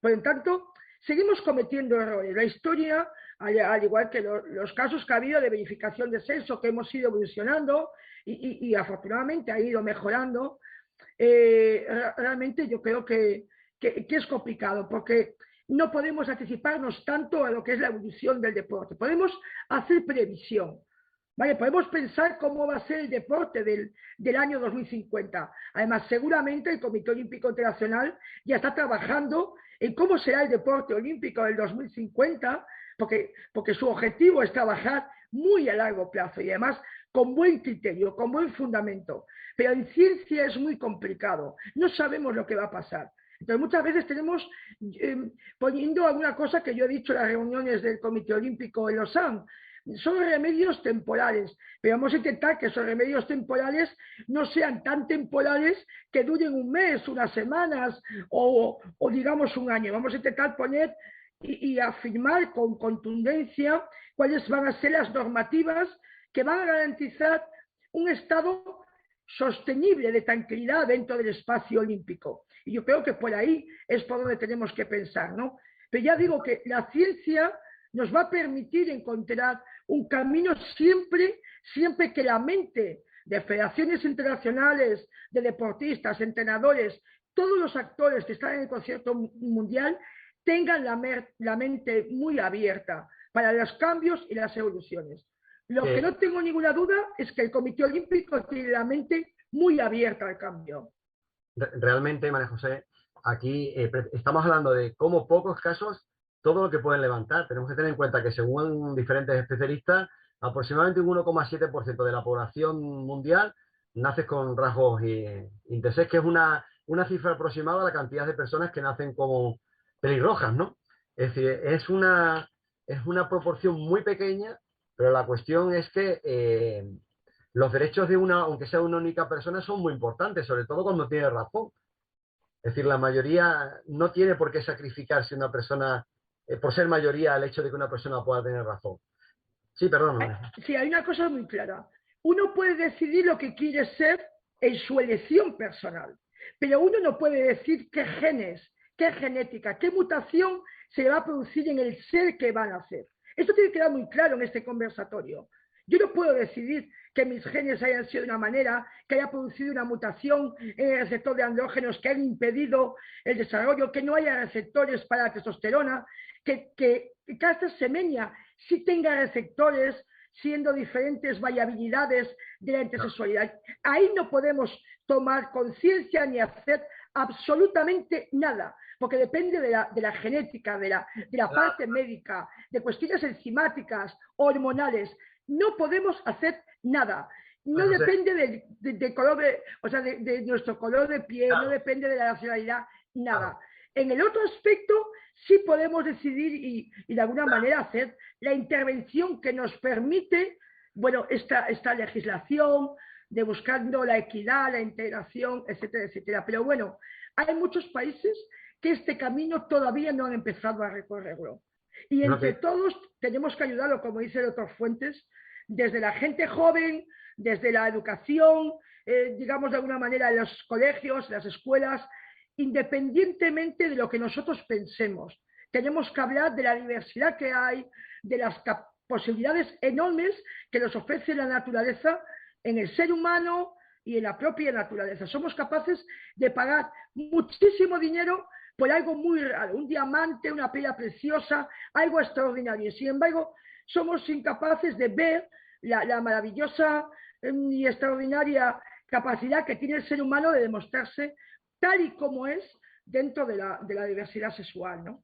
Pero por eso mismo, María José, con relación a lo que estás diciendo, que son dos casos muy diferenciados, los dos muy importantes, pero muy diferenciados, estás comentando, tú no puedes decidir, Gastón Semenya no puede decidir su nivel hormonal, pero tampoco lo pudo decidir una persona que juega baloncesto en la NBA y mide 2,31.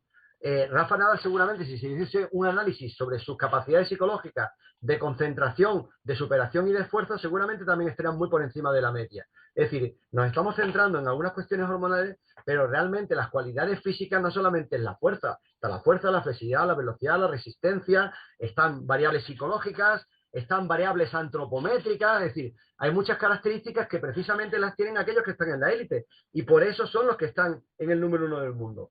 Pero es que además, dentro de este número del mundo, hay algunos que están en el número 1 del mundo y el número 2 está cerca.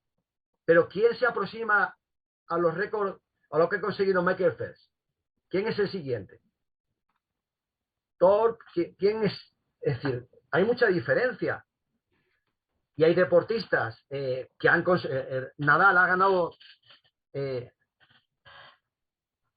¿cuántos Roland Garros ya? 14. El siguiente ha ganado 6. Es decir, y eso no es por casualidad, es porque pese a tener lesiones tendrá unas características genéticas innatas que son más difíciles de visualizar porque no lo coges, la mente no la puedes coger y estrujar como las hormonas y decir cómo es y cuál es el porcentaje, pero que también están esas diferencias.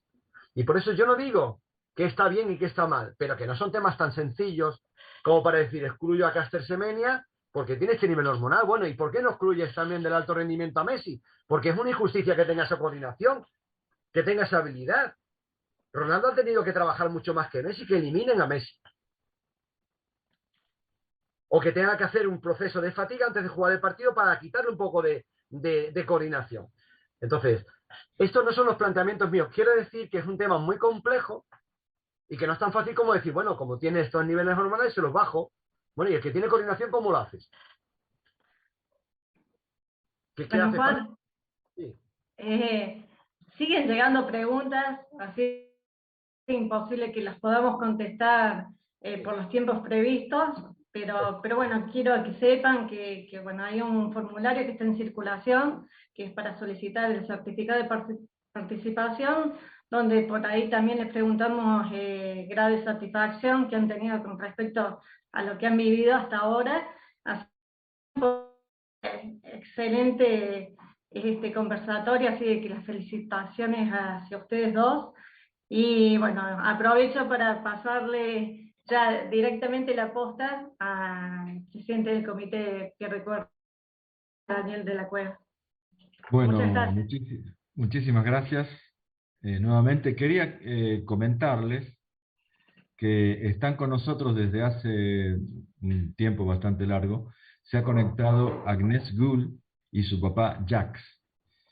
Jacques Gould fue el creador del Comité Internacional Pierre de Coubertin junto con el doctor Paul Martin, así que es un miembro más de nuestra comunidad coubertiniana latinoamericana y frecuentemente está acompañándonos a todos nosotros. Así que nuestro saludo a Agnès y muchas gracias por estar aquí con nosotros. Gracias. Muchas gracias. Le voy a pasar la palabra. Viviana creo que quería hablar, ¿no? Viviana Ortiz de Zárate creo que levantó la mano. ¿Viviana? No. No, okay. Gracias. Le voy a pasar la palabra a nuestra secretaria, la secretaria del Comité Internacional Pierre de Coubertin, Elvira Ramini. Hola a todos. Continuando con el señor Jacques Gould, para todos los que no le conocen, este señor cumple 100 años este año y está en plena salud. Ha hecho deporte toda su vida, ha hecho varios deportes, más bien el fútbol. Está todavía escribiendo reglamentos, cambios de modificaciones de reglamentos de fútbol en la Federación Suiza de Fútbol, con lo cual a 100 años, yo digo enhorabuena, señor Gould. Enhorabuena. Bueno, yo he trabajado en el Comité Olímpico Internacional muchos años, he estado con la Comisión Médica del COI durante 11 años. Y me gustaría transmitir algunos pensamientos que a lo mejor pueden complementar algunas dudas. La Comisión Médica del COI fue creada a finales de los años 60. Entonces, Lord Killaney y más tarde el presidente Samaran, para ellos era importante que la persona que se ocupe de la comisión médica no sea un científico ni un médico, sino alguien de la profesión humanitaria, como por ejemplo ha sido el príncipe Alejandro de Merode, que fue un abogado. La comisión médica, bueno, hablando de aquella época, de los años 70, 80, y escuchando todos los conocimientos que hemos oído hoy de los dos expertos, me parece, aquellos años parecen edad de piedra en comparación con todos los conocimientos que tenemos hoy en cuanto a los dos temas, el doping y luego test de feminidad de hoy, y los desarrollos científicos en la genética de hoy. Claro que la ciencia ayuda al deporte, pero también el deporte ayuda a la ciencia. Creo que es una ayuda mutual que hay entre los dos. Ahora, las razones por las cuales la Comisión Médica del COI introdujo los test de feminidad en 1968 fueron completamente diferentes de lo que existe hoy. En aquella época, en los años 50, 60, 70, hubo incidentes durante los Juegos Olímpicos donde hubo sospechosos en los deportes de equipo, casos de hombres disfrazados de mujeres en los deportes de equipo femeninos para ganar medallas. Con lo cual, ven ustedes, las razones en aquel momento eran completamente diferentes de lo que estamos viviendo hoy. El test de feminidad para el COI era un frotis bucal, analizando cromosomas X y Y, con lo cual no era un atento contra la dignidad humana. Por eso, en el año 94, en los Juegos de Invierno de Lillehammer, hicimos una encuesta con todas las atletas y ninguna estaba en contra de este test. Además, lo contrario. Ellos querían estar seguras de que competían contra chicas y no contra hombres.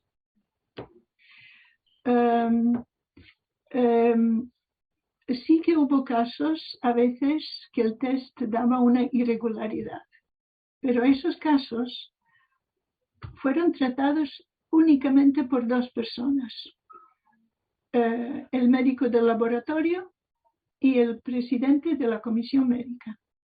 Eran las únicas personas que trataban casos irregulares en el test de feminidad.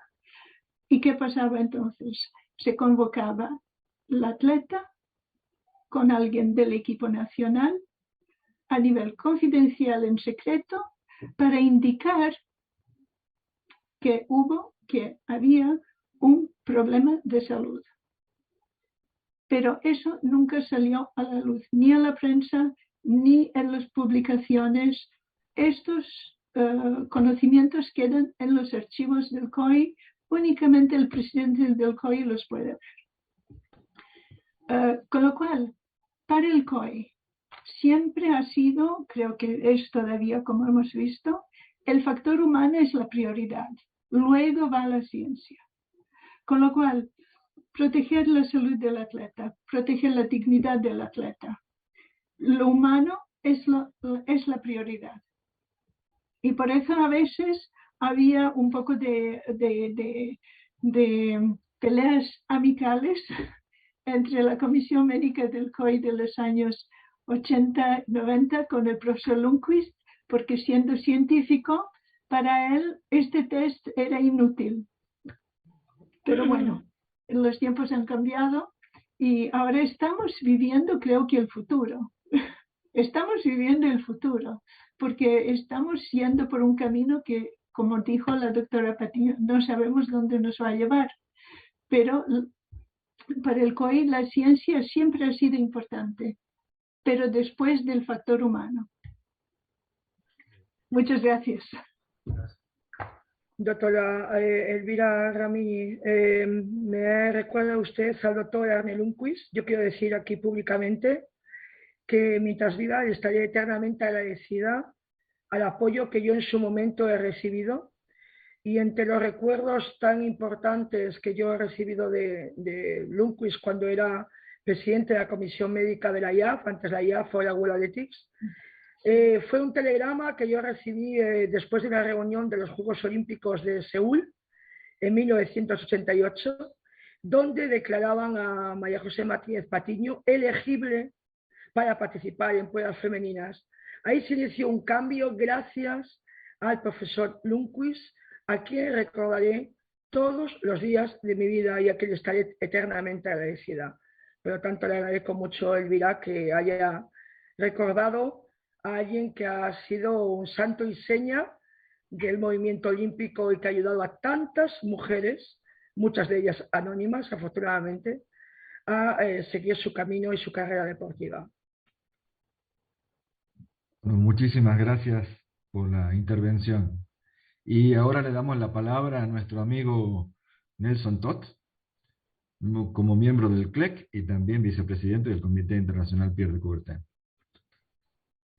Daniel, muchas gracias a ti por este evento que, bueno, está mucho más allá de que lo se podría imaginar, no por la presencia de Patiño y Fuentes, porque ya sabemos de la calidad de estos invitados, pero hay un otro motivo.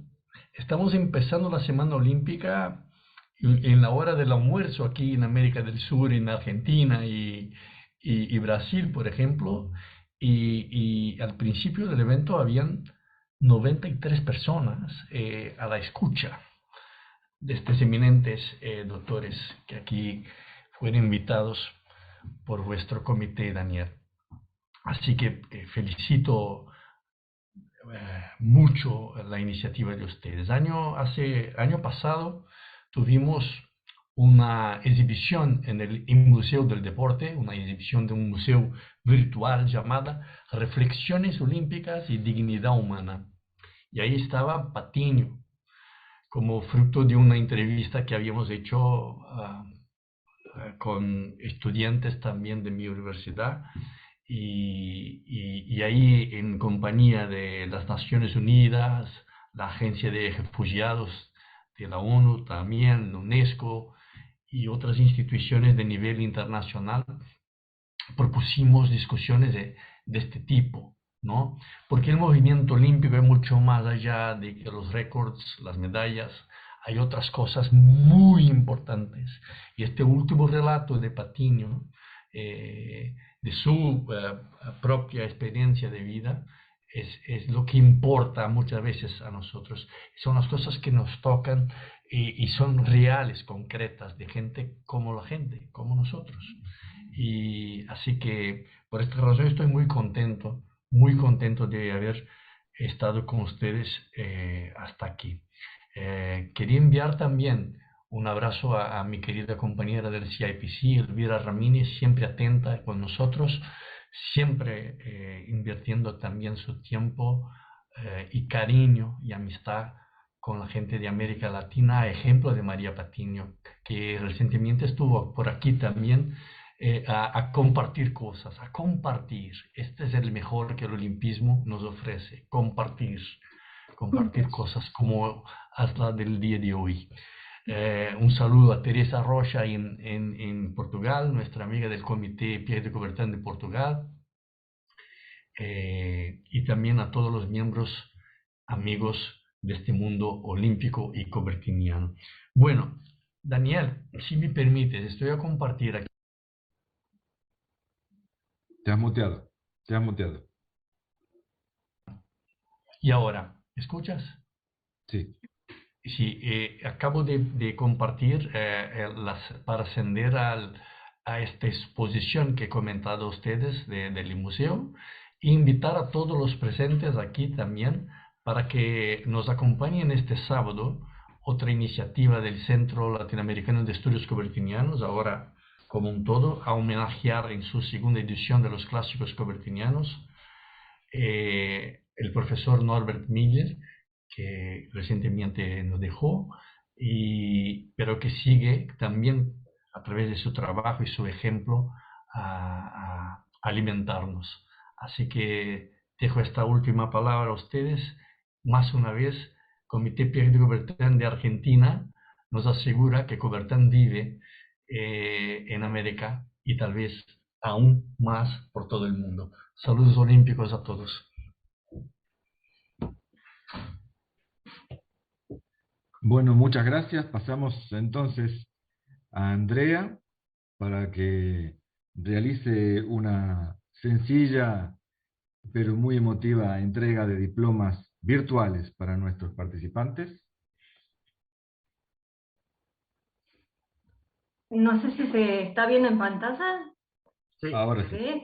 Bueno, hacemos entrega de los diplomas virtuales, o se los vamos a hacer llegar físicamente. Y a Pierre de Coubertin de Argentina se otorga el presente certificado a María José Martínez Patiño por su participación como panelista en el conversatorio de innovación, sexualidad y transexualidad en el deporte olímpico del Comité Pierre de Coubertin de Argentina, que se llevó a cabo el día 20 de junio del 2022, bajo la firma de su vicepresidente y el presidente del Comité Pierre de Coubertin de Argentina.